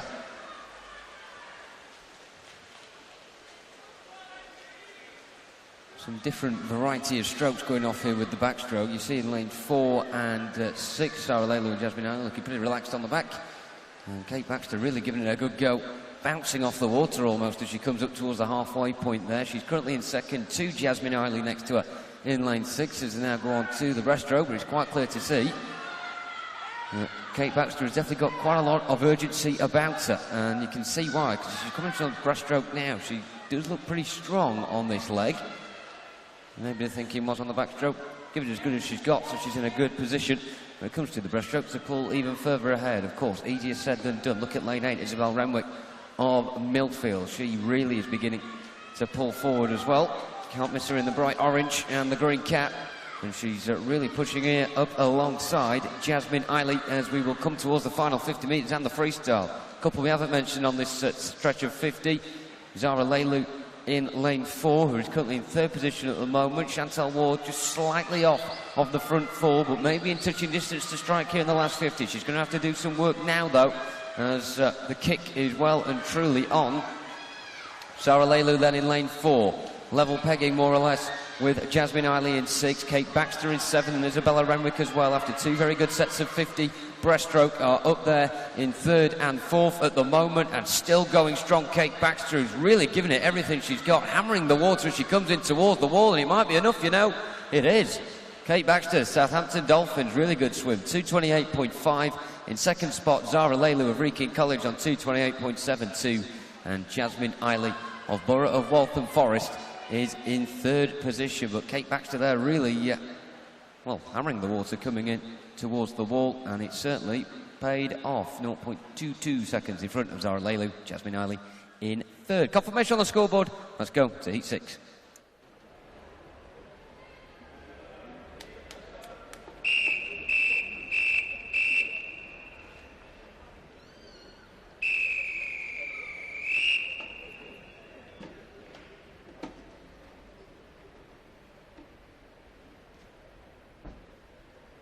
Take your mark.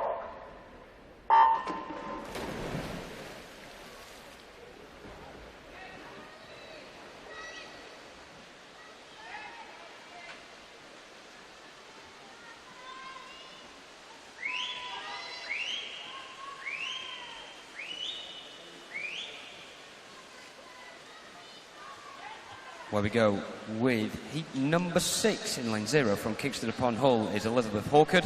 In 1 from Davencio Excel, Kelsey Geary. In 2 from Nova Centurion is A.B. Mead alongside her teammate Jade Kennell, who's in 3. In 4 from Borough of Kirklees is Keelan Fitton. In 5 from Barrow is Ruth McEwen. In 6 from Taunton Dean is Holly Houghton. In 7 from City of Leeds, Ruby Palmer. Going in 8 from Sevenoaks is Ellie Vowell. And in 9 from Borough of Kirklees is Martha Bradley.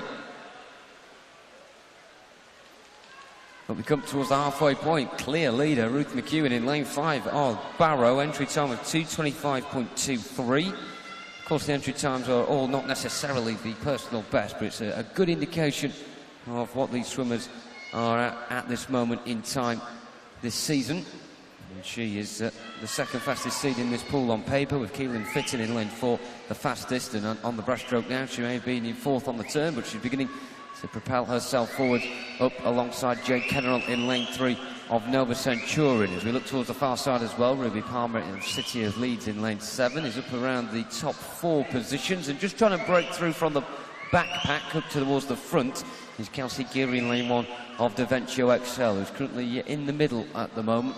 Up alongside in lane 6, Holly Houghton of Taunton upon Dean. As ever, a lot going on here as we go into the final 50 metres, with Ruth McEwen, the one just picked out of first by Jade Kennell in lane 3, who really came on strong there in the breaststroke. Keelan Fitton still knocking around the front positions, though, in the centre in lane 4. She's got a bit of work to do, because either side of her in lane 1 is Kelsey Geary, and to her right in lane 7, Ruby Palmer of City of Leeds are certainly giving it their all as well. You can see the white splash coming from the feet of these swimmers as they really give it all they've got going in towards the back end of this race now. Lane 3, Jade Kennell continuing where she left off with the breaststroke as she comes into the wall. Gets the fastest time of 2:24.14 as well. Second spot by around 1.5 seconds behind her is Ruth McEwen of Barrow. And in third position, Ruby Palmer brings home the rest of the pool with a time of 2:27.16 for City of Leeds. It was a good battle between her and Keelan Fitton. The lead swimmer just having a bit too much in the end. Let's have a look then at how those results look against each other in ascending order, of course, as ever, with the confirmed times up on the scoreboard. There they are now. Up next, penultimate heat, heat 7.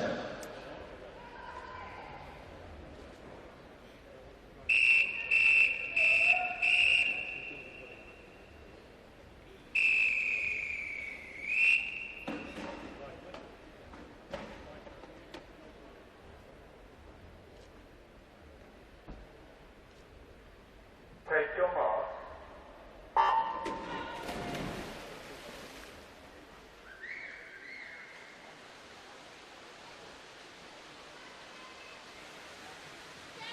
A clean start then, and a very fast reaction indeed from Bethany Walker, City of Lincoln, who is in lane 3 and has made the fastest start here on the butterfly.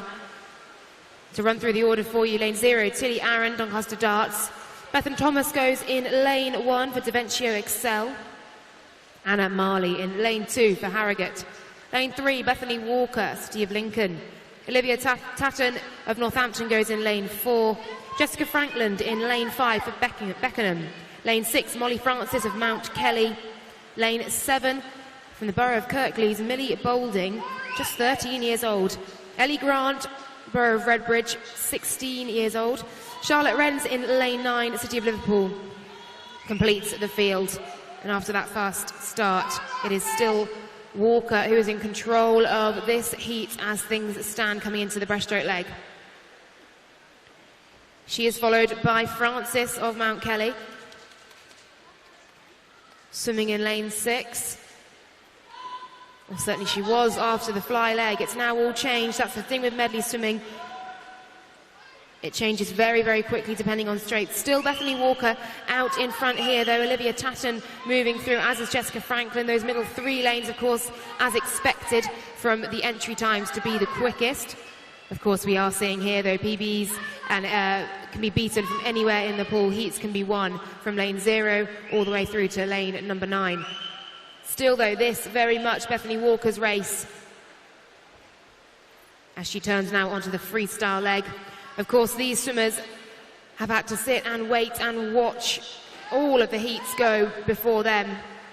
Final heats of the day are always difficult to sit and wait and watch. And these ladies now able to prove what they can do here this morning. So Bethany Walker then coming up with 15 metres to go. She is being chased strongly, though. A challenge indeed coming from Olivia Tatton and Jessica Franklin. And also Bethan Thomas down in lane 1 for Daventia Excel. It is Walker, though, who gets the touch. Scoreboard coming up with a slight error there, but it looks like Walker gets the touch. Tatton second, Franklin third. We'll wait, though, for the official results.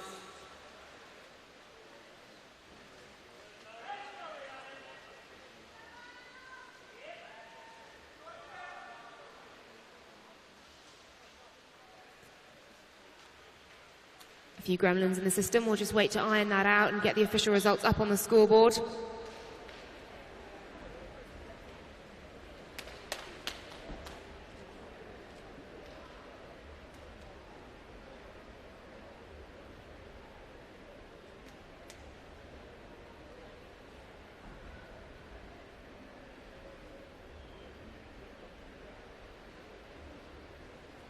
Our final heat of this 200 individual medley, and indeed the session coming up very soon. And there we have the results confirmed. Bethany Walker from lane 3 taking the win. Olivia Tatton in second. Jessica Franklin in third. 2:23.83 for Bethany Walker. The official results confirmed, and we move on to our final heat, heat number 8.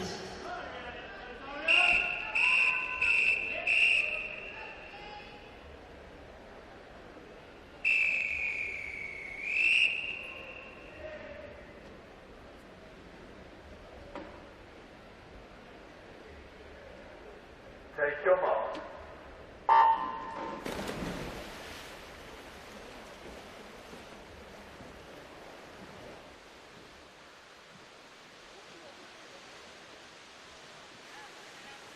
Here we go then, our final heat of the morning session.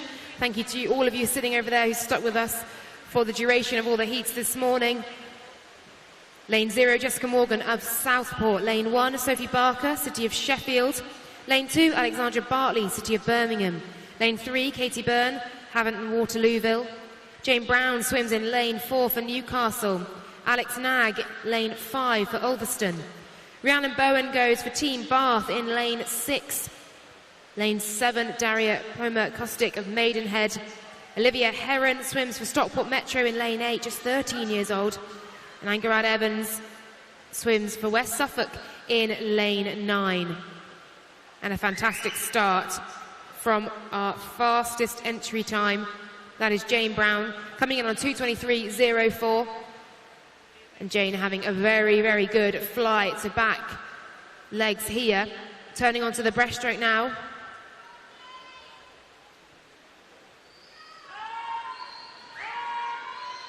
These ladies have been waiting all morning to swim.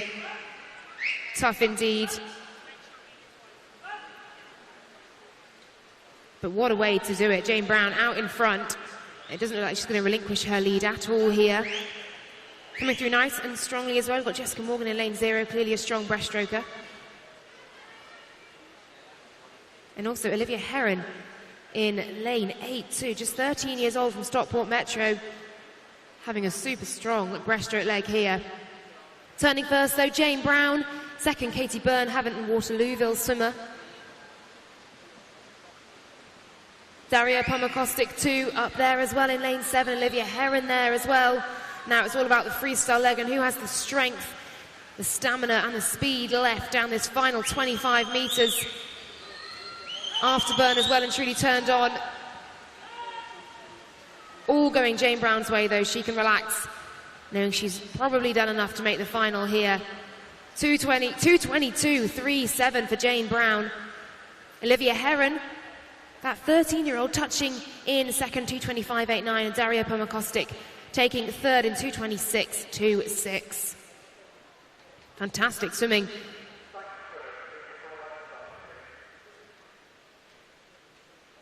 The official results will be on the scoreboard very soon, and that was our final heat of the morning session. Just a message for the coaches, there will be revised day 3 report times for this evening's session available from 12:45 in the coaches kiosk. So coaches, there will be a revised day 3 report times available from 12:45 in the coaches kiosk. So do make sure you are familiar with those in the next hour or so. So, as Laura so correctly said, that concludes this morning's session. Thank you very much, ladies and gentlemen, for your attendance, whether it be in venue or on the live stream. Big thanks to the swimmers as well, and coaches as ever. And of course, a big thank you for our officials, who may now leave the poolside. Thank you.